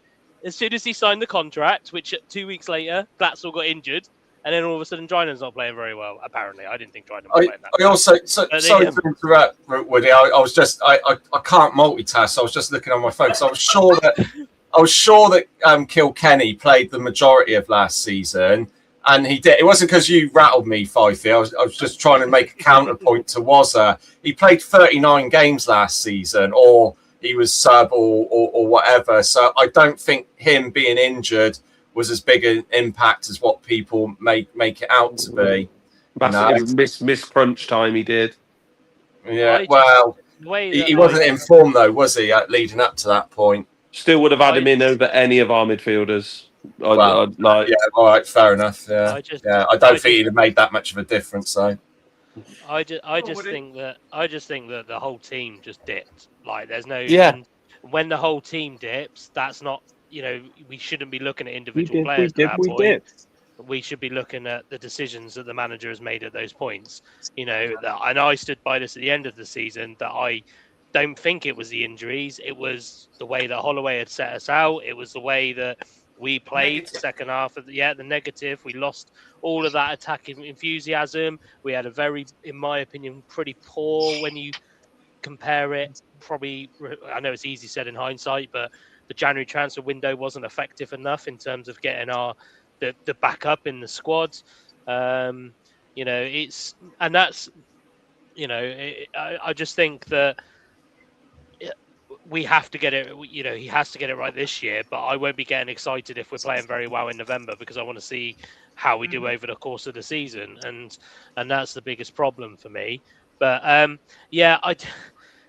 know there's. If I'm not going to sit here and grill Ollie Palmer as much as I normally do, but he is the highest paid player. Whatever rumor you hear about how much he is on, it is pretty much written in stone that he is the highest paid player. And I agree with Wazza that we didn't. You wouldn't think that he was brought in to score goals, but I would expect a player that's contributed 100 goals in 330 games to do more in League Two than what he did, in my opinion. My question still remains: what did we bring Ollie Palmer in for? Because I can't see it. That was always my question, and I was consistent with that throughout the season. And I just think that, yes, Wazza's got a point. You don't bring him in to score goals, but if you're the highest paid player in the club, I almost expect that player to be the best player in the club. Okay, so I'm sorry, Woody. I got to interrupt here. Hang on a minute. So we didn't bring Palmer in to score goals, but what position does he play again? He plays striker. Oh, yeah. What do strikers? We've spoken about this before, obviously, when we were at Bassett and stuff like that. What do we bring strikers in for? We bring strikers in to score goals. Yeah, So I just don't understand what we brought him in for. Yeah, and that's my query. What did we bring him in for? Now, yes, he was an easy scapegoat because of the money he was on, because of the reputation he came. He was an easy one to target, but at the same time, I still expect the highest paid player to be the best player on the pitch. And I also expect the highest paid player to come back in. And I don't have an issue with him going to America. I got no issue. That was his day off. If he wants to do silly things like that, then fair enough. But my issue is I watched him against Chippenham, I saw him against Supermarine, and he looks really unfit. So that's why people are starting. That's why people challenge, because they look at it and go, "You're going off gallivanting instead of working hard on your fitness and things like that." Now I know, obviously, me and Rich are very divided on Glatzel, but obviously I guess I'm in the precarious position that Glatzel lives near me. When he was recovering from injury, he's been out running nearly every single. I see him running loads, and things like that. I don't believe that Ollie Palmer has done anything this pre-season to try and get himself in a fit position. He missed the last game against Costa because of an injury. He missed the game against Crystal Palace because he was ill or injured, whatever it was that Holloway Or in said. America. Yeah, and I mean, that's the big one for me, is the one that this Saturday just gone, because it did turn out apparently he was in America. Whether that's true or not. Now, I am happy to give him a clean slate, but I actually think this year I would more likely to be harsher on Palmer, because I haven't seen pre-season what I would expect to see from a player who's nearer the end of their career, earning the highest wage at a League Two football club, and he has an opportunity. Let's be honest, he has an opportunity to come here and be a hero. I don't say that lightly. He has the opportunity to come here and be part of a team that could get Swindon Town promoted out of League Two, if he plays to the strengths, and we play to his strengths, most importantly, that he's capable of doing. But I just don't see it happening. And then when we talk about the 3-5-2, if you put in Drinnan and Palmer up top, it did work a few times last year when they were up top together. But it depends on the style of football you're playing, because Drinnan's not going to chase every single flick on for 47 to 57 games this season. They're going to have to change it up a little bit, and that's why Drinnan and Glatzel worked so well, because their combined work rate meant that they were winning those balls in that final third. We're not going to get that combined work rate, arguably even with Fletcher Holman in there. We're not going to get that combined work rate. So it's and that's why the friendlies are what would be very interesting is how we set up against Bristol City, because like Wazza said earlier, let's see how we set up, because then we can work out what the gaps are. I think I do. I'd quite. Me. I'd always say if I'm wrong. I think this is a big season for Glatzel. It is his probably last chance. I'm not going to completely write Tabor off, but I'd like to think that Chippenham was probably his audition to potentially go on loan to Chippenham. But at the same time, as much as we've said Aaron Drinnan had his golden season last year, why can't we believe that it could be Tabor's golden season this year? So yeah, it'd just be interesting to see. I think I'm not going to rule anything out, but what I want to see is action when it's going wrong. Sorry, I've ranted loads there. I was hoping you would go like maybe 90 seconds more. I can't go 90 seconds more. Ask somebody else. Go on, Waz. What you've heard all the other guys come in on your point. Where do you want to conclude this point? No. Look, I totally get it, and look, I'm not one of those that. Look, I just thought he got a bit of unfair slack and was the scapegoat for last season. But I understand the point, because he's a big signing that come through the door. We were expecting a little bit more. I think with the thing was, the more I see it, the more I think, oh, was it just a marketing campaign or something like that? Oh, he's possibly, a big name player. yeah, but it wasn't exactly. What returns are we going to get from that marketing campaign? Yeah. Jesus I'm Christ. we just signed Craig Arnold on a 3-year deal. Let's not. I was at the first game that he was there when he turned up away at Crewe when we signed him. And let's put it this way: there was an awful lot of excitement, wasn't there? And I'm just hoping that he's had his half to get settled in. I like Woody said, I'm a bit concerned, if you have heard of all of this, that he's not unfit, and people say that he doesn't fit in and stuff like that. But I saw the video on training today that people say that there's a bit of that. Not many of them like him. But you watch the video at training today, Palmer looks like the one that's mucking around. He had the hose pipe. He was bunging around. You know what I mean? That doesn't. People say that he doesn't seem to fit in, but that you would. Yeah. You know what I mean? I wouldn't. No, but you don't know, do you? What you missed though was he was spraying and messing around whilst everybody else was doing the Holloway run. Yeah, but he'd already skipped out of that. Yeah, that's fine. But just to conclude this point on one thing, I wanted to come back to the point that was made that Palmer isn't the goal scorer that Smith is naturally. Now, With- this is yeah. very basic maths, and I've taken Wikipedia numbers. I haven't done anything more factual than that while you're all talking. But Palmer's goal record is 160 goals in 566 games, which roughly equates to 1 in 4. Smith's is 79 in 266, which is roughly 1 in 5. Oh, okay. All right. Well, I think we're obviously comparing it for Swindon the way that he was for Swindon. Smith was on fire, wasn't he? So, like, when you look at it, that was Smith what he scored for us in that season. Yeah. So Smith had a really good season, the same way that Drinan had a really good season. Yeah, so yes, it's now exactly. time for someone else to have a Yeah. really good season. And hopefully, for me, I hope it could be an Ollie Palmer or a Paul Glatzel, or you just want to see the competition at the top end of the pitch, don't you? I want to see 4 or 5 strikers up there that are,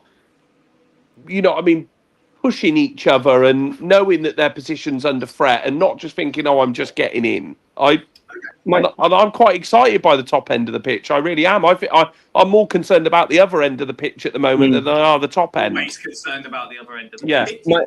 My concern now is that obviously just on that point there in terms of goal scorers, in terms of golden seasons and stuff like that. Obviously, we've had Drennans, we've had Smiths. We've also had Paul Glatzels as well, if I'm being honest with you. Glatzel hasn't had its big season. I'm not having that. It's not well. He had a big half season, didn't he? Wasn't it? I think it might have been the 20. I can't remember what's it. When we first signed him. When we first signed him, yeah, there you go. I can't remember when we actually first signed him. Woody's mind is reeling right now. But he had that golden half season, and then ever since then, I mean, it's not really been his fault because he has been thrown all over But the place. let's not create a big complex about golden seasons. Like Drinan can go and score another how many this season as well. You know what I mean? He can go and do it again. So, He's already Glatzel's scored a hat trick record- against Supermarine, so you never know. Glatzel's record, as limited as it is, equates to roughly 1 in 6. Rich is on a Saki one tonight, guys. I'm loving this. Which is always an Asaki one. He's adopted I'm this always one on a team Asaki. persona. I think Let's move on from our striker options because we're going to talk about the squad more next week as we get in towards our season predictions. Well, I'm just going to Craig- finish on this 5 feet. I just need to see a bit more ambition, and at the moment, I'm not seeing any ambition. Fair. Craig, let's talk transfer window before we conclude Swindon for the night. For me, the signing of Negru from Oxford is probably the best signing we've made. It's a defender with experience in this league and a track record of actually being able to defend. So I'm hopeful that if he gets partners, we might actually be able to defend this season. You've heard Rich say there that he's seeing a lack of ambition from the club. What do you need to see? Because on the one hand, I agree with Rich. Equally, you've got Woz saying he's quite excited by the attacking half of the pitch for Swindon. So is it a case of defensive reinforcements could be the thing that kind of excites the fan base? Yeah, defensive reinforcements. Not just with in the the back 4 or 5 or 3 or however you want to view it, but also like a good solid defensive midfielder. I think is vital in this division, like a proper anchor man. I think, or a hatchet man, whatever way you want to describe it. But yeah, I think. Yeah, like up front, I don't think we need too much. I'd like to think we might get a couple of loan signings in, maybe with some proper quality coming in. But I guess time will tell. But yeah, those sorts of positions. Maybe more cover on the left hand side of the pitch.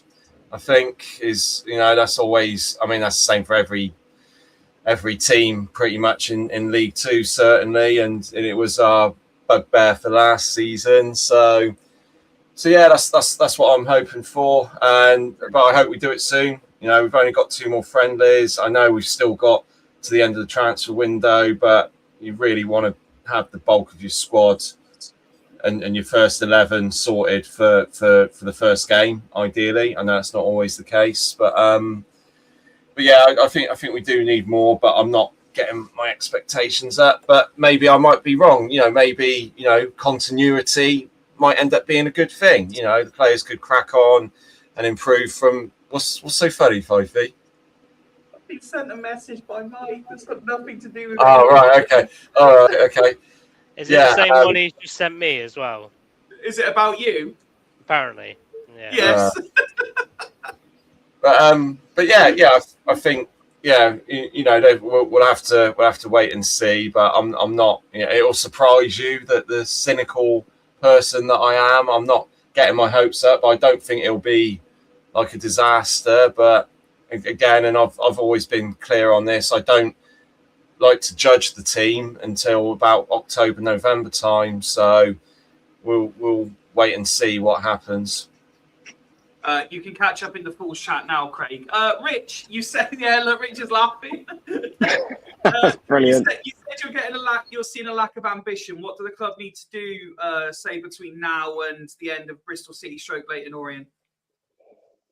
Well, we need to. Well, firstly, Bristol City, and Woody sort of touched on it earlier. Like, these are the kind of games where we sort of need to see the identity coming out. How we're going to look this season, what formation we're going to play, what the roles of each player can play, because there are players in this team that can play multiple roles. So it'll be interesting to see whether or not, again, and that's what preseason's all about as well, is trialing and testing. It's not always about the result, but if you can get some kind of positive from that game, that will give me a little bit of a, oh, actually, do you know what? That could really work this season. Are we going to play that kind of style? And is that the sort of golden ticket that will consistently get us through games and get us to where we need to be? So that's the main thing. In terms of transfers, well, we've not heard any rumours or anything like that. I'm assuming that we're probably going to have a couple more, maybe trialing on Saturday as well, whether or not they'll be the same trialists or whether or not there'll be new trialists or whether or not it'll be the Australians. Who knows? But hopefully we can maybe get even just one gem out of those trialists. Unfortunately, I've not seen one just yet, but you never know.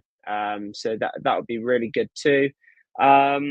And yeah, I don't know. I mean, I think we've got a good relationship with Bristol City as well. And we've had a couple of their players on loan. Obviously, we had Knight LaBelle last season. So whether or not out of that we can maybe get one of their talented, because they've got some very talented players. They're a very talented team, Bristol City, and I do think they'll be challenging again for playoffs next season. So, any of those, anybody that can potentially add any value to our team from a loan basis, that would be really good too. So I would say that those three things, but the first thing in terms of identity and player roles have got to start coming into light for this Bristol City game, because that's a really good opportunity to sort of see where we sort of stand.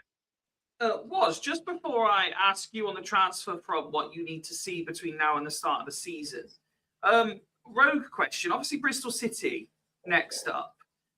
Could we be in a slightly bizarre situation where Scott Twine potentially starts and a player wearing a Bristol City shirt actually gets applauded by the Swindon fans?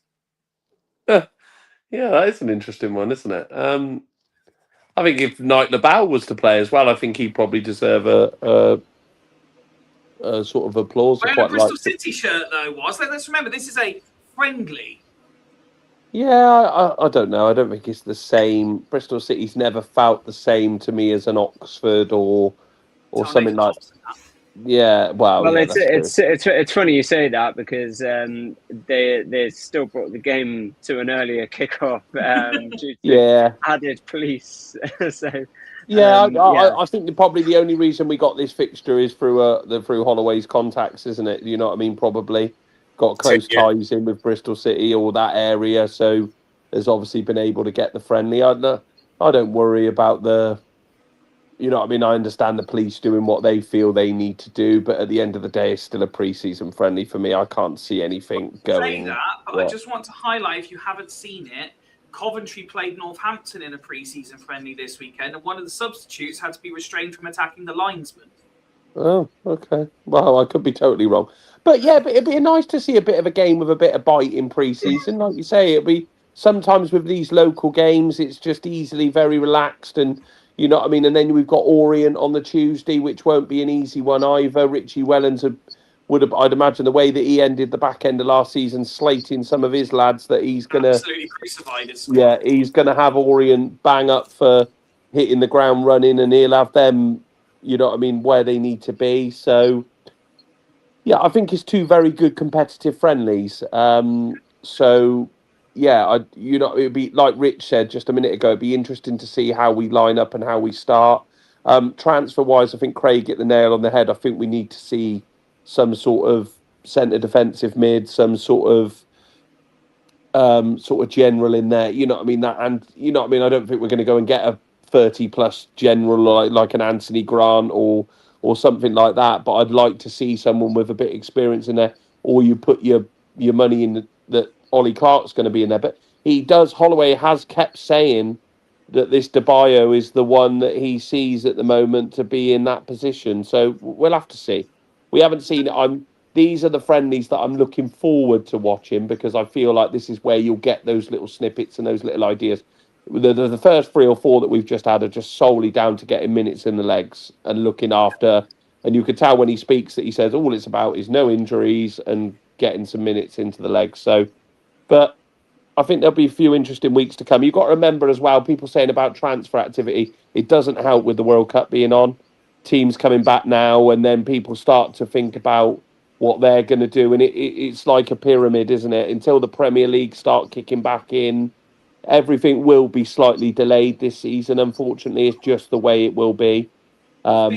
Was because Tonali's already gone for 100 million. Morgan Rogers is about to go for 117, so it's all kicking off nice and early. It's exactly. So when we get down to our like £17,000 transfer budget or whatever, or transfer fee that we'll pay for someone, we'll be there. You know.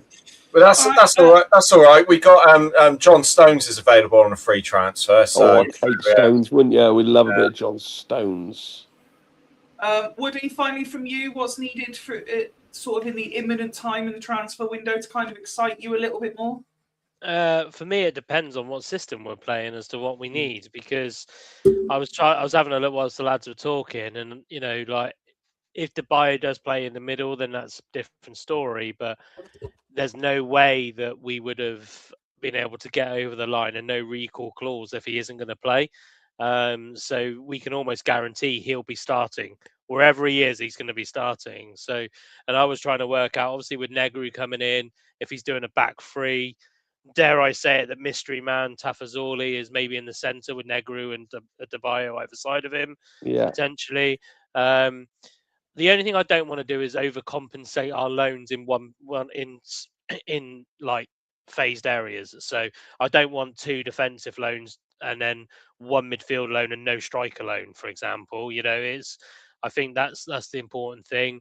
But it does all bow down to how we're going to play, because you look at, I wasn't excited about him, but I think Mitch Clark's a good signing in my opinion. But at the same time, Joel McGregor has been pretty much playing left side.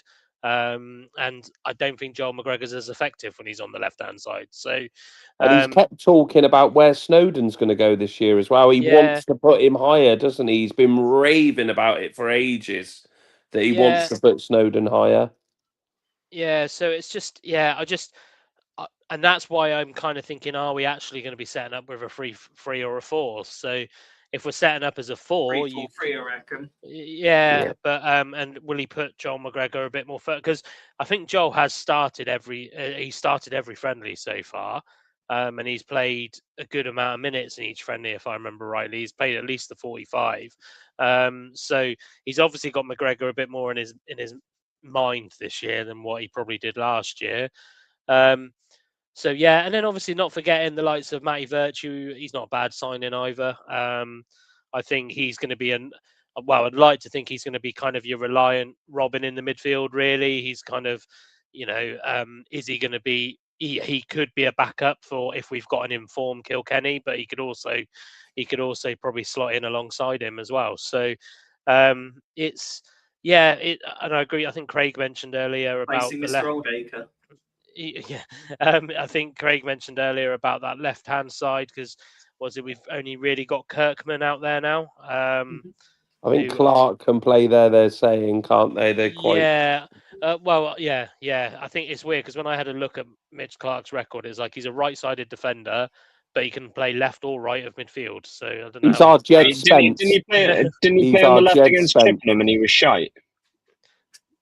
Well, everybody was shy against Chippenham. To be I know, but yeah, him Apart from De Gea. specifically. De Gea was the only good And one De against Gea, Chippenham. and the Gru. Everyone said that Jed Spence was shite against Croatia, so Yeah. Yeah. But everyone only said that. That was only Arsenal fans that were saying that, and that was only because he was exposed by Majawaki. Yeah, exactly. But also not forgetting, I really want to see what the plan is for Mabete, because there is no plan for Mabete. There's no plan. Sit on the bench.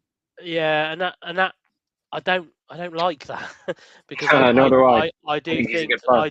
I think if you've got him and although there's definitely a yellow card between them, He's our Dan Burn. if you've got him and Negru, there's not going to be many strikers that are going to like playing against those two. And then obviously maybe if you've got De Gea as kind of that Dion Conroy role, who's a little bit more technical with his feet, but will break up play when he needs to.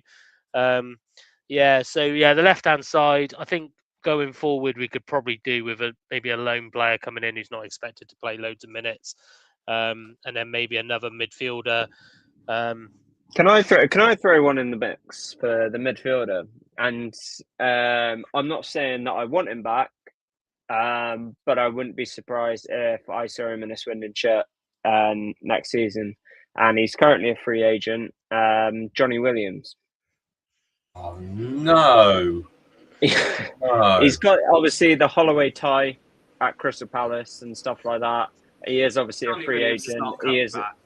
What? I would not be surprised to see I him would in be a very Swindon surprised. shirt next season. I tell you what, it's true what people say when it comes to Swindon fans and the hard-on that they have for ex-players. Wow. Well, I Sorry, think Ray. I don't think 'cause I- I'm looking down our squad list from last year. I don't think midfield's going to be his priority when he's got obviously James Ball's still whether we think he's good or not. You know, these Hi, players are James still Ball. there. James Ball, obviously, and I'm not saying whether these players should be there, but they are there. And they are taking up a wage bill. So you've got James Ball, you've got Tom Nichols, you've got Ollie Clark, Danny Butterworth should be back this year, Gavin Kilkenny, Ben Middlesmass, Up the middle, lads. Borland was on loan, wasn't he? Borland was on loan, wasn't he? Yeah. So there's there's quite a lot of players there that position. Yeah. that were in that position. So I don't see Holloway treating that as a priority because there's only so much ways unless he lets people go, which I think I saw something on the advert to say that there's going to be a few players spoken to this week about their futures.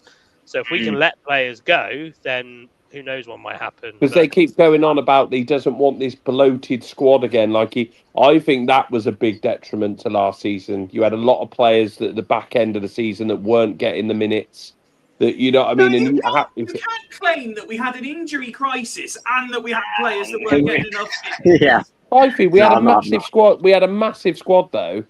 I'm only saying what he said. I'm only saying that he doesn't want the bloated squad that he had last season. That's all. That's what you've said. That's what he said. I honestly, I can't trust a thing the man says. He doesn't have a fucking clue what he's up No, to. I'm not saying I trust what he says. I'm just saying that's what he said. Okay, let's round this off. I've got a couple of questions for you, reverting back to the topic of the World Cup, mainly centered around England. But just before I do, John is on delay, so he's pretty much at the start of the episode. He's just now sent me what I asked for about an hour ago. Here's a picture of that York kids kit with the massive. Wow. Oh, good God, that's dreadful. Shithouse. That's conference standard National League. That is. Get them relegated. That's us losing 4-0 to them. Okay, this is open to anybody. I heard a question today, and the more I think about it, the more I think what a brilliant question it is. And you don't often hear me say that about talk No, we don't. The question simply, and Waz, I'll start with you as you're wearing the England shirt. Did I think- England have a good World Cup? I heard this question. I listened to it on the way home, and I agreed with the guy's answer when he was saying it with Andy Goldstein. It was the bare minimum. It was. That's not what I asked, though. Did England have a good World Cup?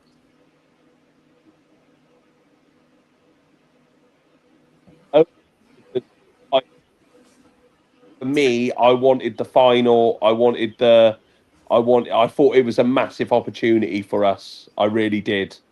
I didn't really fear a lot of teams, and I didn't. Yeah, and I do think it's a real big opportunity missed. I do, yeah, and I do. It's not a good World Cup. We beat the teams that we should be beating, and I don't mean that arrogantly, because a lot of lower teams did put up some great performances against some of the top nations, and I don't think you should ever just assume that you're going to beat these nations, because like Craig said earlier, for these nations, riding the crest of that wave can take them quite a long way, and you should never turn up just expecting to beat these nations. That's what I hate sometimes, the arrogance, and we get it in all styles, that because we're a big nation that we should beat DR Congo, we should beat Mexico, we should, you know what I mean? I don't like that. But I do feel it was a big opportunity missed this year. I really do. Yeah, I do. And I said semi-finals was a bare minimum, but I was very excited by how it was building. And there was just a few moments that I felt like it could have been our year. And yeah, I do think it's an opportunity missed to at least get to the final. Craig, did England have a good World Cup? No, they didn't. I'm the same with Wazza. In fact, I'll go further. We should have. I reckon we could have won it. Maybe that's my English arrogance there, but this is one of our most talented teams. Not just because we got two supposedly world-class players in Bellingham and Kane, but if you look at the opposition, the Spain team is good. Don't get me wrong. They are good, but they're not the same Spain team. They're not as good, I'd argue, as the one that when they last won the World Cup or won the Euros since. We got knocked out by the most mediocre Argentina team that I've ever seen. I've been watching the World Cup since 1990. They're not the Argentina team of Maradona or Batistuta or Diego Simeone Senior or Messi in his prime. We should never have got knocked out by them. You know what I mean? All the rivalry and all the politics and all that bollocks aside, we should never have gotten beaten by them. And that's on Tuchel, that is, if we're all being honest. And, I'd say, France, maybe, that would have been trickier in the final, maybe. But yeah, I think this World Cup was ours for the taking. It really was. I think we could have done it. I really, really do think that. So I'm sorry. Maybe, like I said, maybe it's my English arrogance or entitlement or high expectations, whatever you want to call it. But I reckon we should have won that this year, and it might be a while before we win it again. I think. Woody, did England have a good World Cup? Oh, what a horrible question.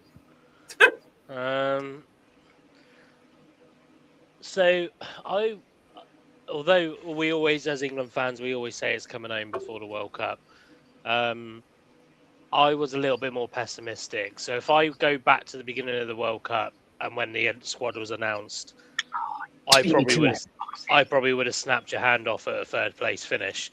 But that being said, we can't argue that statistically it is the best finish we've had in a World Cup since 1966. But things change over those however many years it is now, 60. So yeah, it's the reason. I guess I stick my coaching hat on, and I say I don't think it was successful because I think we could have done something about not going out. I think we went out due to cowardice tactics. I think we pretty much threw the game away. And I do agree with Craig. I think that Argentina team, we saw it in the final against Spain. I don't think Argentina were all that. And I said before the game, you don't double up on Messi. You starve him from the ball. You don't let him have the ball, and that's something that Spain did very, very well. Yes, on Sunday, and we didn't do very well, especially when we went 1-0 up. So statistically, you can't argue. Statistically, it was a good World Cup, but I think you and I, Fife, are probably on the same page as this. I was not confident pretty much from the group stages. I was not confident that we were going to go. I did admittedly, I hold my hands up. I did say if we can beat Mexico, I have strong belief because of the way Mexico are at home and the things we would have to overcome, blah, blah, blah. But I also think that how we measure success, are we comparing Tuchel to Southgate, or are we saying have England in their own isolation, has this England team had a good World Cup? If we compare it to Southgate, I think it's unfair. Either way, the answer is no. Because, I think if we compare it to Southgate, it's unfair. I think Tuchel had a better pool of players to choose from than Southgate does. So I similar to Wazza, I guess, with the pool of players, not necessarily the squad selection, I would probably have expected us to go at least one step further. But as entertaining, although I fell asleep for part of it, as entertaining as the France and England game was, it was half and half in terms of squad. So it wasn't really, whilst it gave us the third place finish, but nobody really gave a shit about the third place finish. Everybody just wanted to get home and be on that plane. So just on that point, I'm going to say no. I'm going to say no. I don't think it was a good World Cup because I think that we weren't strong enough in the group stages. I still stand by it. We were, although we scraped through. For me, it was that scrape through mentality that is the reason we did not win the World Cup. If we had beaten Ghana, we would have a lot more momentum, and I think we would have done better. But we had that scrape through mentality against DR Congo, against Norway, even against Mexico. Although Mexico was probably one of our best England performances for a while, we scraped through. We won by one goal. We scraped through, and everybody kept saying to me, "Yeah, but all that matters is we win. We win." That's all Argentina did. We scored in the 55th minute, and then we banked up to try and scrape through, and we failed because we were playing against somebody who actually had some attacking prowess. So no, unfortunately not. I think this was a real bad tactical World Cup. Just before I ask Rich that same question, I did hear someone say the exact same thing you did, Woody. I'm sure you might have heard it as well, and the interesting point is you're absolutely right. Nobody cared about the bronze medal match. But when England were 4-0 up, had we have lost 5-4, the Tuchel out brigade would have been all over it. It's very. I said at the start, beating France has papered over so many cracks. He's going to get away with it. But that will come into another question in a minute. Finally, Rich, just over to you. Have England had a good World Cup? I mean, Woody said pretty much everything I was going to say, to be fair. There's not an awful lot for me to add on it, I'm afraid. But yeah, I think in terms of, I look at it on the other way. I think in terms of, Woody alludes to when the squad was announced. I think if you looked at that squad, I don't know. I think if you look on it at a different lens, so with Southgate and with Tuchel, okay, so with Tuchel brought in players that were in form, okay, so I think naturally you would think, apparently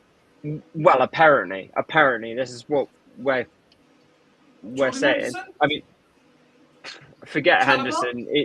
Forget Henderson. He was Chalobah. I mean, but the thing is, though, he could have brought in players like Cole Palmer, for example, who didn't have a good season, but he didn't because he didn't have a good season. However, though, if that was Southgate, guarantee you, Gibbs White if he brought in form players. Well, this is the thing, mate, and he wanted players that have been in and around the camp, like, do you know what I mean? So, and those players that he had been in the friendlies that were back in March. Ivan Toney's 78 goals in Saudi made worthwhile having him there. Came on against Argentina, didn't he, for his little cameo, didn't he? No, I think if you look on the face of it, I think what he mentions in terms of scraping through, I think England caught themselves really lucky at times.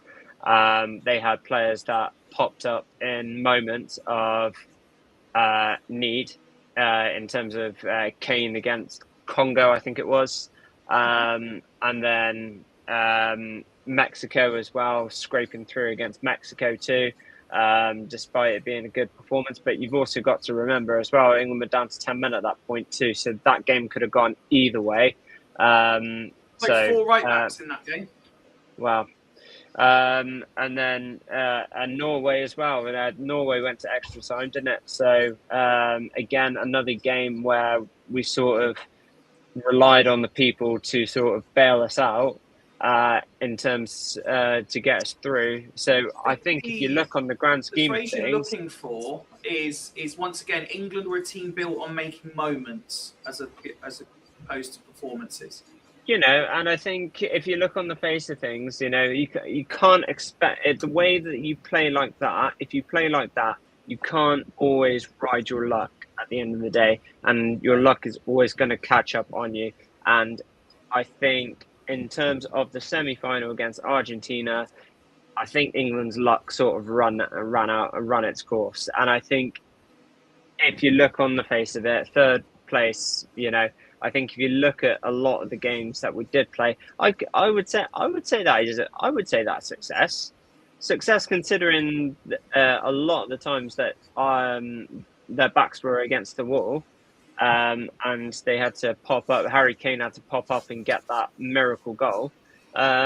You know, I certainly you would say it's success being Irish, wouldn't you? I was going to say, with the utmost respect intended, it's that sort of loser mentality why Ireland didn't even qualify.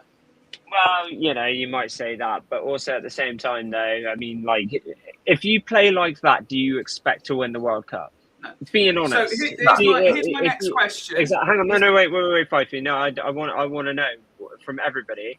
Like, no, we don't. No. Exactly. Because Argentina won it though last time doing that.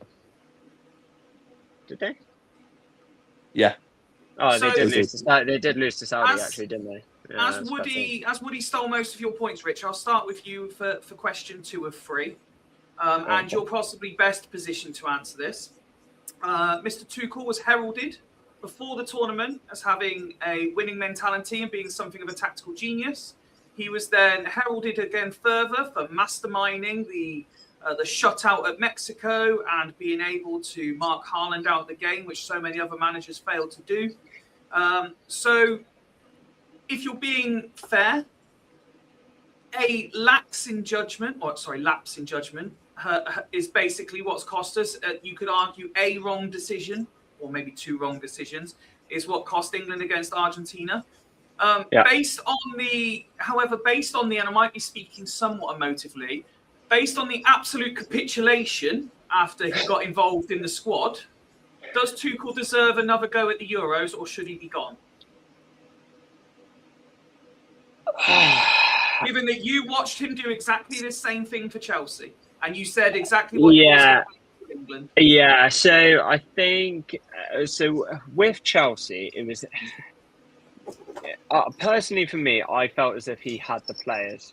You know, I felt as if he had the players in order to. Again, he rode his luck at times. Obviously, Havertz popping up at the right time and all that kind of stuff. But he had players like Thiago Silva that was experienced at the back. You know, who did England have at the back this season? They had Mark Gahey and Ezri Konsa. Now, with all due respect, although they've had 2 good seasons with their clubs, you know, they're no Thiago Silva. Okay. They haven't got the leadership capabilities. Not 35 at the time. Hey? Well past his peak. Thiago Silva was never past his peak. He's still, well, actually, I think he's just retired, to be fair. But you know, but he had that leadership. He was a class player. You know, and he was somebody that England actually needed with a lot of experience in order to get through. You know, and they had They obviously had Engine N'Golo Kante. Well, you say that, but you know, and I think before the tournament, everybody would have probably said, "Oh, where's Maguire?" Considering he always pops up for England, and in all fairness to him, he does. You know, so you know why not? I mean, he didn't play an awful lot when he did play in the Euros a couple of years ago. You know, he hasn't been in the team very consistently. So, you know, why not bring him? You still brought Jordan Henderson. What the fuck did he add? Like, Comedy do you know value. what I mean? Comedy value. the best cameo over a appearance in a World Cup ever. That's what Jordan Henderson gave us. Hey, No, he got his booked. yellow card, a broken wrist. All he did is add to the medical insurance. So, Didn't even play a single simple minute, answer, Rich. Before we go off Yeah. on a wild Sorry, tangent, sorry. does Yeah, Tuchel deserve another run at the Euros? Yeah, I think you've got to give him another shout. But I think with the Euros, I think, well, it'd be probably slightly easier as well. You won't have the Sure. South American teams in there that are other Sure, Spain threats and and France stuff like take that. that And, on you know, England might have an easier route to the final next time. And you won't have the extra round either. So, yes, I absolutely think Tuchel Craig. deserves another opportunity. Does the German fraud deserve another opportunity? I mean, I think whether he deserves or not, he's contracted, isn't he? If I'm thinking about it, yeah, probably. I wouldn't agree with Rich that it's going to be easier against Spain, France, and possibly Italy. If what I've read online is to be believed, that they're courting Guardiola to be manager. Go get him. If they get Guardiola as manager, then I'll put the house on Italy winning the Euros. I would. No, you know? he's not done it at international level though, Craig. Well, yeah, but Or Tuchel. House on it. Go on, Craig. yeah. Well, half of it's not mine anyway, so why not? You know. By the way, I yeah. didn't say it was easier for England to win. I said it would be easier for them to get to the final. Okay. All right. Fair enough, mate. That's fair. I didn't quite catch that. No. I think we haven't got much choice. He's got to get. And it's that balancing up. Do we sack now and then it just, you know, the cycle starts all over again? I think give him the Euros, and depending on how we get on, if we don't win it, he goes. Simple as that. Okay. Was Tuchel in, Tuchel out? The only argument that I have is that for me, unless you're going to go and get Pep Guardiola and nip him from the Italian FA or the Italian whatever they call themselves, unless you're going to go and get Pep Guardiola, there's no point. There's no point. There's no English manager, and I'm a massive fan of English managers, want them to do well. So this is no thing against, but they're just not good enough at the moment. Eddie Howe's probably the only one, but he's in a dip at the moment at Newcastle. I can't see him jumping into international management. I can't see anyone else at the moment. They're all tipping up Lampard and stuff way too early. Like at the moment, it's what we've got. So if you're not going to go and get Pep Guardiola, which I think they should go and do. If they're not going to go, for me, think Guardiola would jump at the chance. If you offer him England and Italy in front of his eyes, there's one way that he's going, Pep Guardiola, and that's coming, and it's England. It's easy. Yeah, but if you can't get him, you've got to give Tuchel another chance, because one, like Craig said, he's contracted. Two, we can all make mistakes, and that is the Argentinian mistake is catastrophic mistake. Okay. Like he's made a huge, and I've said this, and I've heard people say it. Southgate got sacked for that. He did, for being negative, and Tuchel come in and said, "I'm not that type of manager," and he showed us that in those situations that you can sometimes think, "Fucking hell, we're so close. We're gonna have to just try and find any way." And that's what he did. See, and if we're just going to digress it into that sort of thing, I had no problem with what he did, but he lost us. If you want to put five at the back, that's fine. But he didn't have no outball. There was no Watkins. There was no Rashford. We needed something to push the Argentinians back, and we didn't have that. I've got no problem with the five at the back and bringing Dan Burn on and bringing Jed Spence on, because he had the experience of Mexico, thinking that worked. Got no issue. Jed Spence was immense. Yeah. And as much as we say about the managerial changes and stuff like that, for me, love Jordan Pickford. The first goal from Enzo Fernandez is not a worldie, let's put it that way. The second one, we've given Lionel Messi the time of the whatever he wanted to put a ball in the box. We've got four centre-halves on the pitch there. Konsa, Gahey, Byrne, someone else, and not one of them has got it. They've got all caught underneath the ball. So as much as we are putting the blame at Tuchel's door, I get it. In those big moments, the players let us down as well, massively, because they didn't, and they can hide behind the excuse that, and a few of them have started coming out going, "Oh, I can't believe we did go that negative and stuff like that, and we didn't do that." But you still could have done your job a lot better. But in answer to your question, sorry, unless it's Pep Guardiola, Tuchel's got to be given another chance. As has been said, Woody, Tuchel was brought in to do what Southgate couldn't do. He did arguably a worse move than Southgate would have done, and it's cost us horribly. So based on that, does he deserve another crack at it? I don't think it would do us any favours switching the manager. As much as I would love someone like Pep Guardiola, I just don't. I think you've just had. When did Tuchel get appointed? Was it just over a year ago now? Is it just over a year ago? About 18 months. 18 months. You just had 18 months of the England manager implementing his way and all of that. I just think that you don't want to risk, because we got to qualify for Europe, for Euro. Sorry.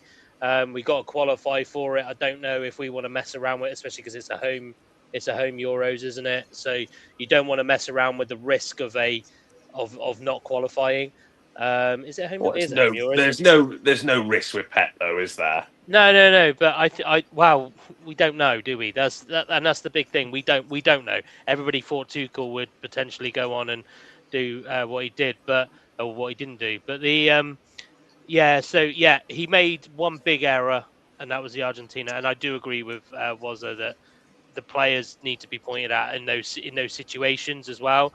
But my biggest problem with that was we dropped into that kind of tactique when we were 1-0 up, and he made those changes. So even if they did equalise, we were going to have to open up, and we had I think we had one sub left, and as Wazza said, we had no outlet, and all of a sudden we had 7 defenders on the pitch.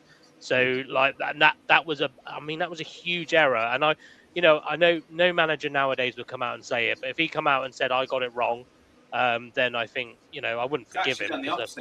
He's doubled down, and he's never. Someone on Talksport was saying today, he said, if you put him in a room now, and you were 1-on-1 and said this conversation will never leave this room, would Tuchel admit it? Tuchel's one of those characters; he will never admit that he's made a mistake.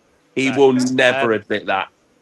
But that being said, if he does learn from those mistakes, i.e., identifies that Madueke is not actually a footballer, I just my biggest worry is there seems to be. So Southgate had this camaraderie, if you like, with all the players. Now I heard that Tuchel was quite similar in terms of the way he was with his players, but. Yes, You never had, and don't get me wrong. I know the journalists might have stitched him up a little bit on these questions, but you never had anybody speaking out against Southgate. And we had, after the France game, we had Saka saying that he was fit all along. We had, obviously, after Argentina, we said that. After what game was it that Bellingham spoke out? Norway. After Norway. That was Gabriel Clark being a dick, though. Yeah, he was being a dick, but equally, if you're fully behind your manager, you don't make those comments anyway. And don't get me wrong, Bellingham had a fucking worldie. If there's any success story out of this World Cup, it's Jude Bellingham, because he was fucking class. But I just think that yes, give him the Euros. I always say these things should work on 2 major tournaments minimum. We gave Southgate obviously 4. But and I'm not saying this just as an arrogant Englishman to coin Craig's phrase, the expectation's got to be to win it, because we measured, and as I mentioned earlier, we've said that Tuchel was more successful than Southgate because he got to 3rd place. Southgate got to the final of the Euros, so it's like and I think it's not unrealistic for us to think Tuchel's now got 2 years to work with the squad to bring through to make those changes. And as much as I absolutely love the guy, if Harry Kane's not the answer and take him out of the team, put somebody else in. No, that comes into my final question, so we'll come back to that. But Tuchel's got a big opportunity here, and like Wazza said earlier, we missed an opportunity this World Cup, in my opinion, Tuchel's got a very, very big opportunity here. But I will be going into the Euros expecting us to win it.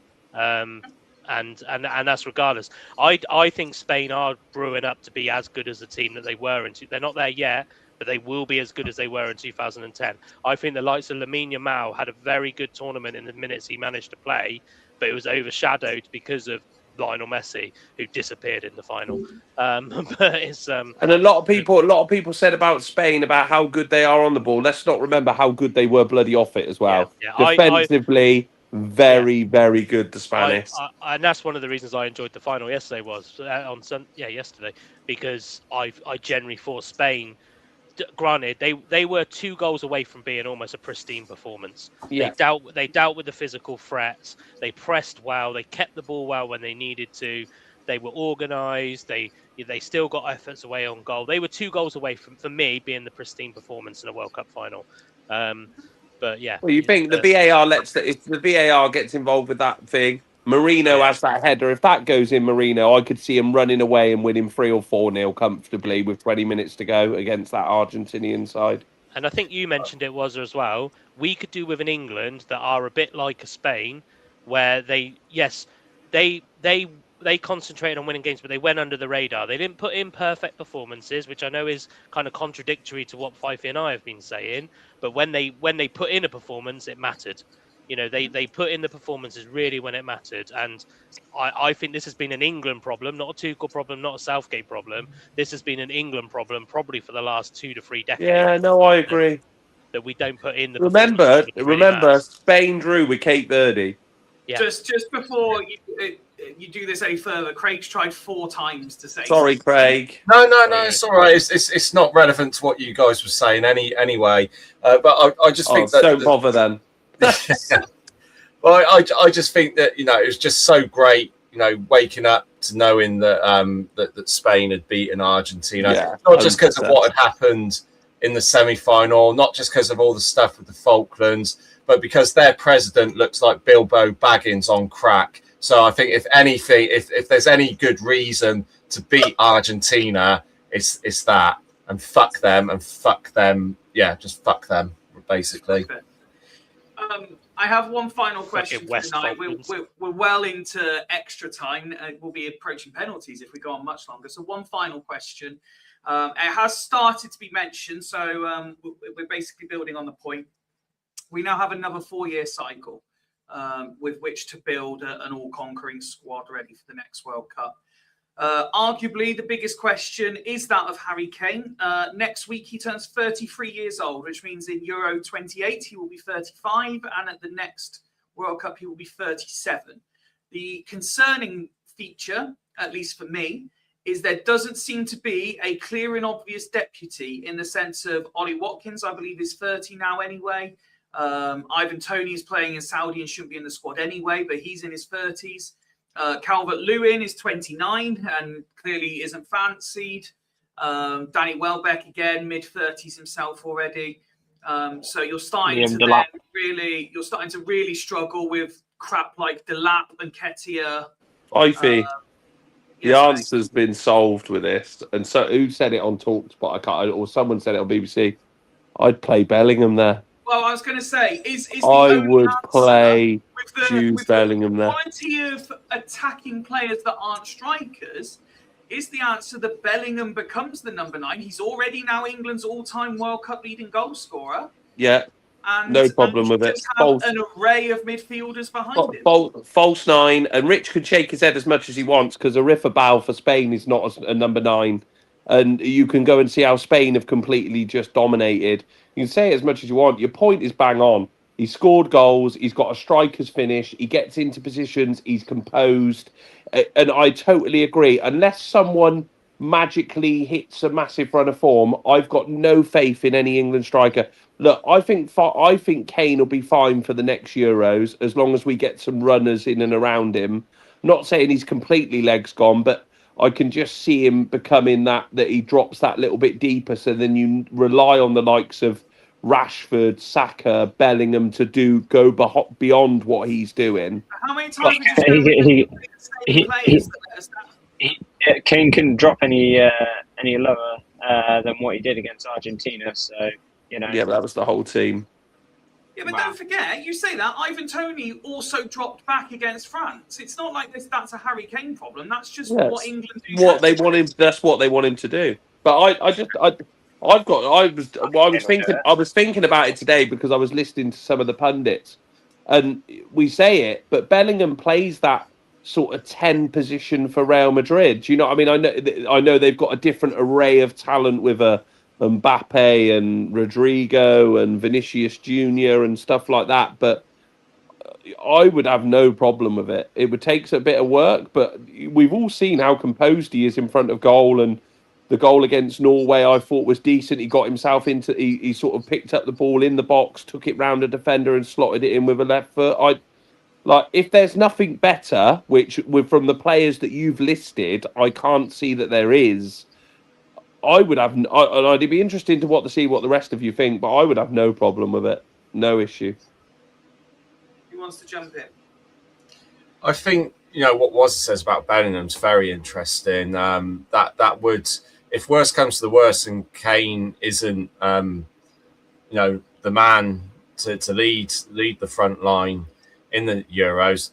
World Cup's out of the question, but in the Euros, I'd say it's probably 50-50. 2 years is a long time in football. So yeah, Bellingham, worst comes to the worst.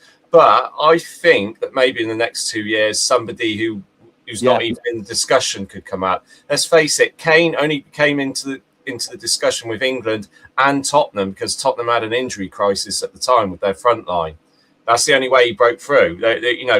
Up until then, I think Woody would correct me if I'm wrong, but basically we didn't have many English players up front for Tottenham.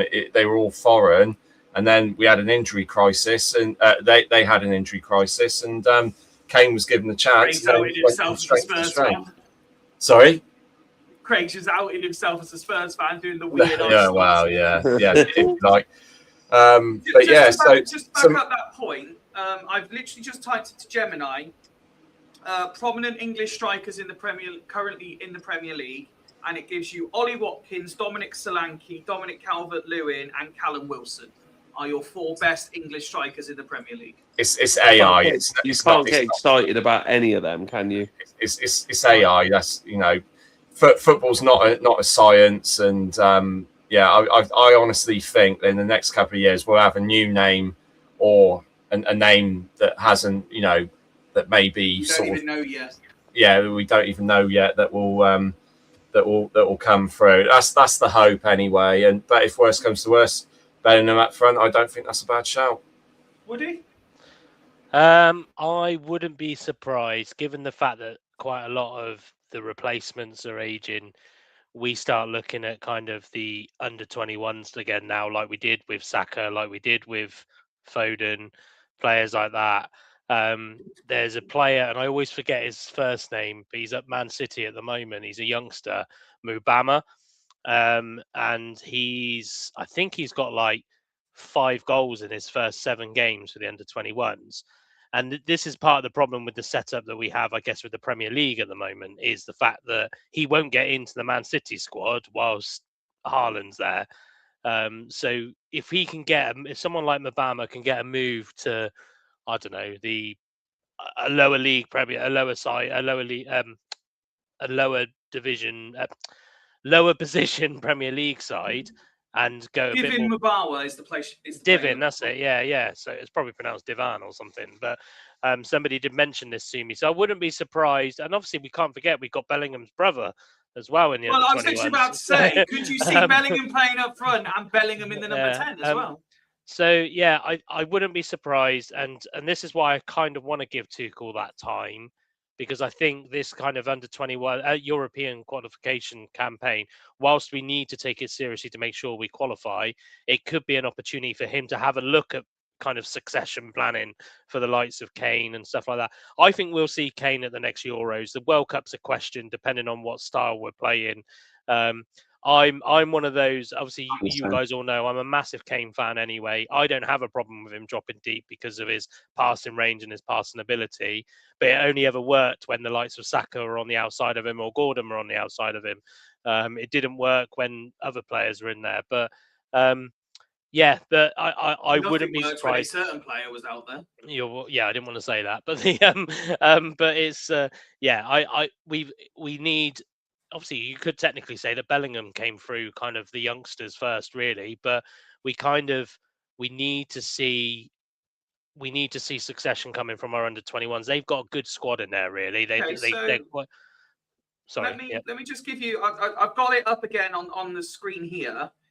So in terms of under 21, 5 players are listed as forwards. Okay, you've got we'll go with Divin because I can't. It might be Divine. Divin Mbama has got 5 and 7, decent record. Again, obviously under 21s, but it's what it is. Ethan Wanyeri should be nowhere near the squad, 5 and 15. Tyreek George, 2 and 6. A lad out at Strasbourg, I'm going to butcher this, I'm sorry. Sam Amanyor? Sorry? Exactly. 0 and 2. Tyler Dibling of Everton. Oh, he's 0 Everton. and 8. And Romain, is it Essa at Crystal Yeah, Palace? he played. Didn't he play against Swindon yesterday? He played against Swindon on 1 Saturday. and 3 for England But under 21. Fifey, apart from the one that Woody's mentioned, and this is the way I think, and you listening to a few people saying, apart from the likes of your Haaland now and Harry Kane, the number 9's a complete myth for me. Like it's sort of changing, isn't it? There's not that you're not seeing many of these strikers anymore that are that sort of ilk, like a Harry Kane, like an Erling Haaland. You know what I mean? I can't even put Mbappe in that category because he's very much can play off from the lines from 11 to, you know what I mean, from the wing coming inwards. I think it's changing, and that's why I think someone like that, it's one of them. I can't have it that it's one of them. It's a changing position for me, and it's evolving.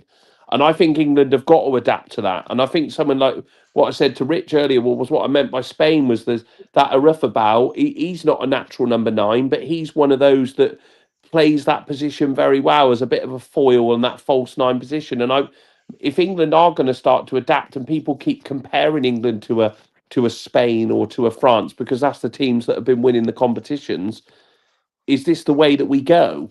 You know what I mean? Is this the way that they look at it? In which case I look forward to cheering on the front 3 of Saka, Anthony Gordon and Max Dowman as our front 3 for Euro 2028. I mean, look, squeeze Madueke in there somewhere. Woody's face said everything there. Yeah, I do agree it was. I think the 9 role, but I don't know enough about Mbama. He might be that kind of false 9 role. You know, we've spoken about Bellingham sneaking in behind and scoring goals. Mbama might be the same type of player. It's just again like a name that I'd heard through the grapevine. So no, I just think that we need to try and see what we've got in the under 21s if he's going to, and this is a good opportunity to test that because he has got the fullback. So the full as in fullback, right? Not fullback position of the likes of Harry Kane, Declan Rice, and all of that kind of. I mean, I don't know how old Declan Rice is now, but 28, I think. Yeah, so if you think about it, he's going to be 30 come the Euros, and he's in a taxing position. You know, he's in a position that requires heavy work rate, so he'll be fine for the Euros. But the question mark will be over the World Cup again. It'd be interesting if they brought out another thing about Dear England, like where Southgate went in and said, like, we've got my target is whatever the World Cup was at that time. It was like 2-3 competitions away. 27, you know, Declan Rice. Yeah. So, but no, it's I think.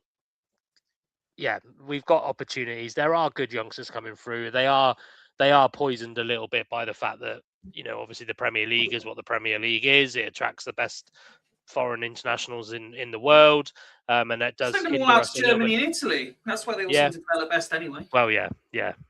So, but okay, well, look, we have done almost 2.5 hours of our comeback episode. You guys are going to need Friday off. Thank you for everyone who's joined us tonight. As always, the two lads send their goodbyes. They had to disappear. They were lacking match fitness. They couldn't do the extra time as well. But thankfully, these two could. As I say, we're off on Friday. It's the last Friday off. We're back to 2 shows a week from next week. Which very much looking forward to. We'll start getting our pre-season predictions in and looking ahead to Cardiff and then to Northampton. But as I say, thank you very much for joining us tonight. Thank you to everyone who's joined us over the summer as well. Hope you've enjoyed the array of quizzes and everything else we've had done. Until next Monday, this has been an extra long version of Fools Rush In. We'll see you next Monday. Good night.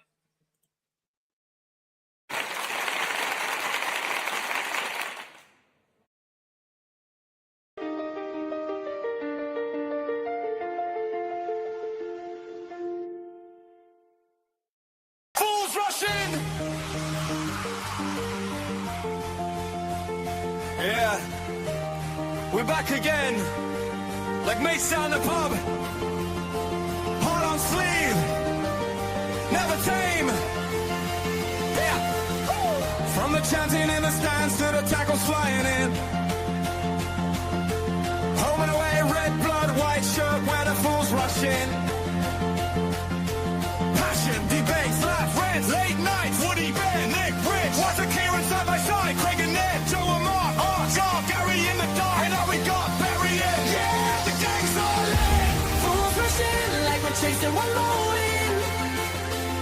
We'll make you laugh, make you cry, feel happy, feel angry inside.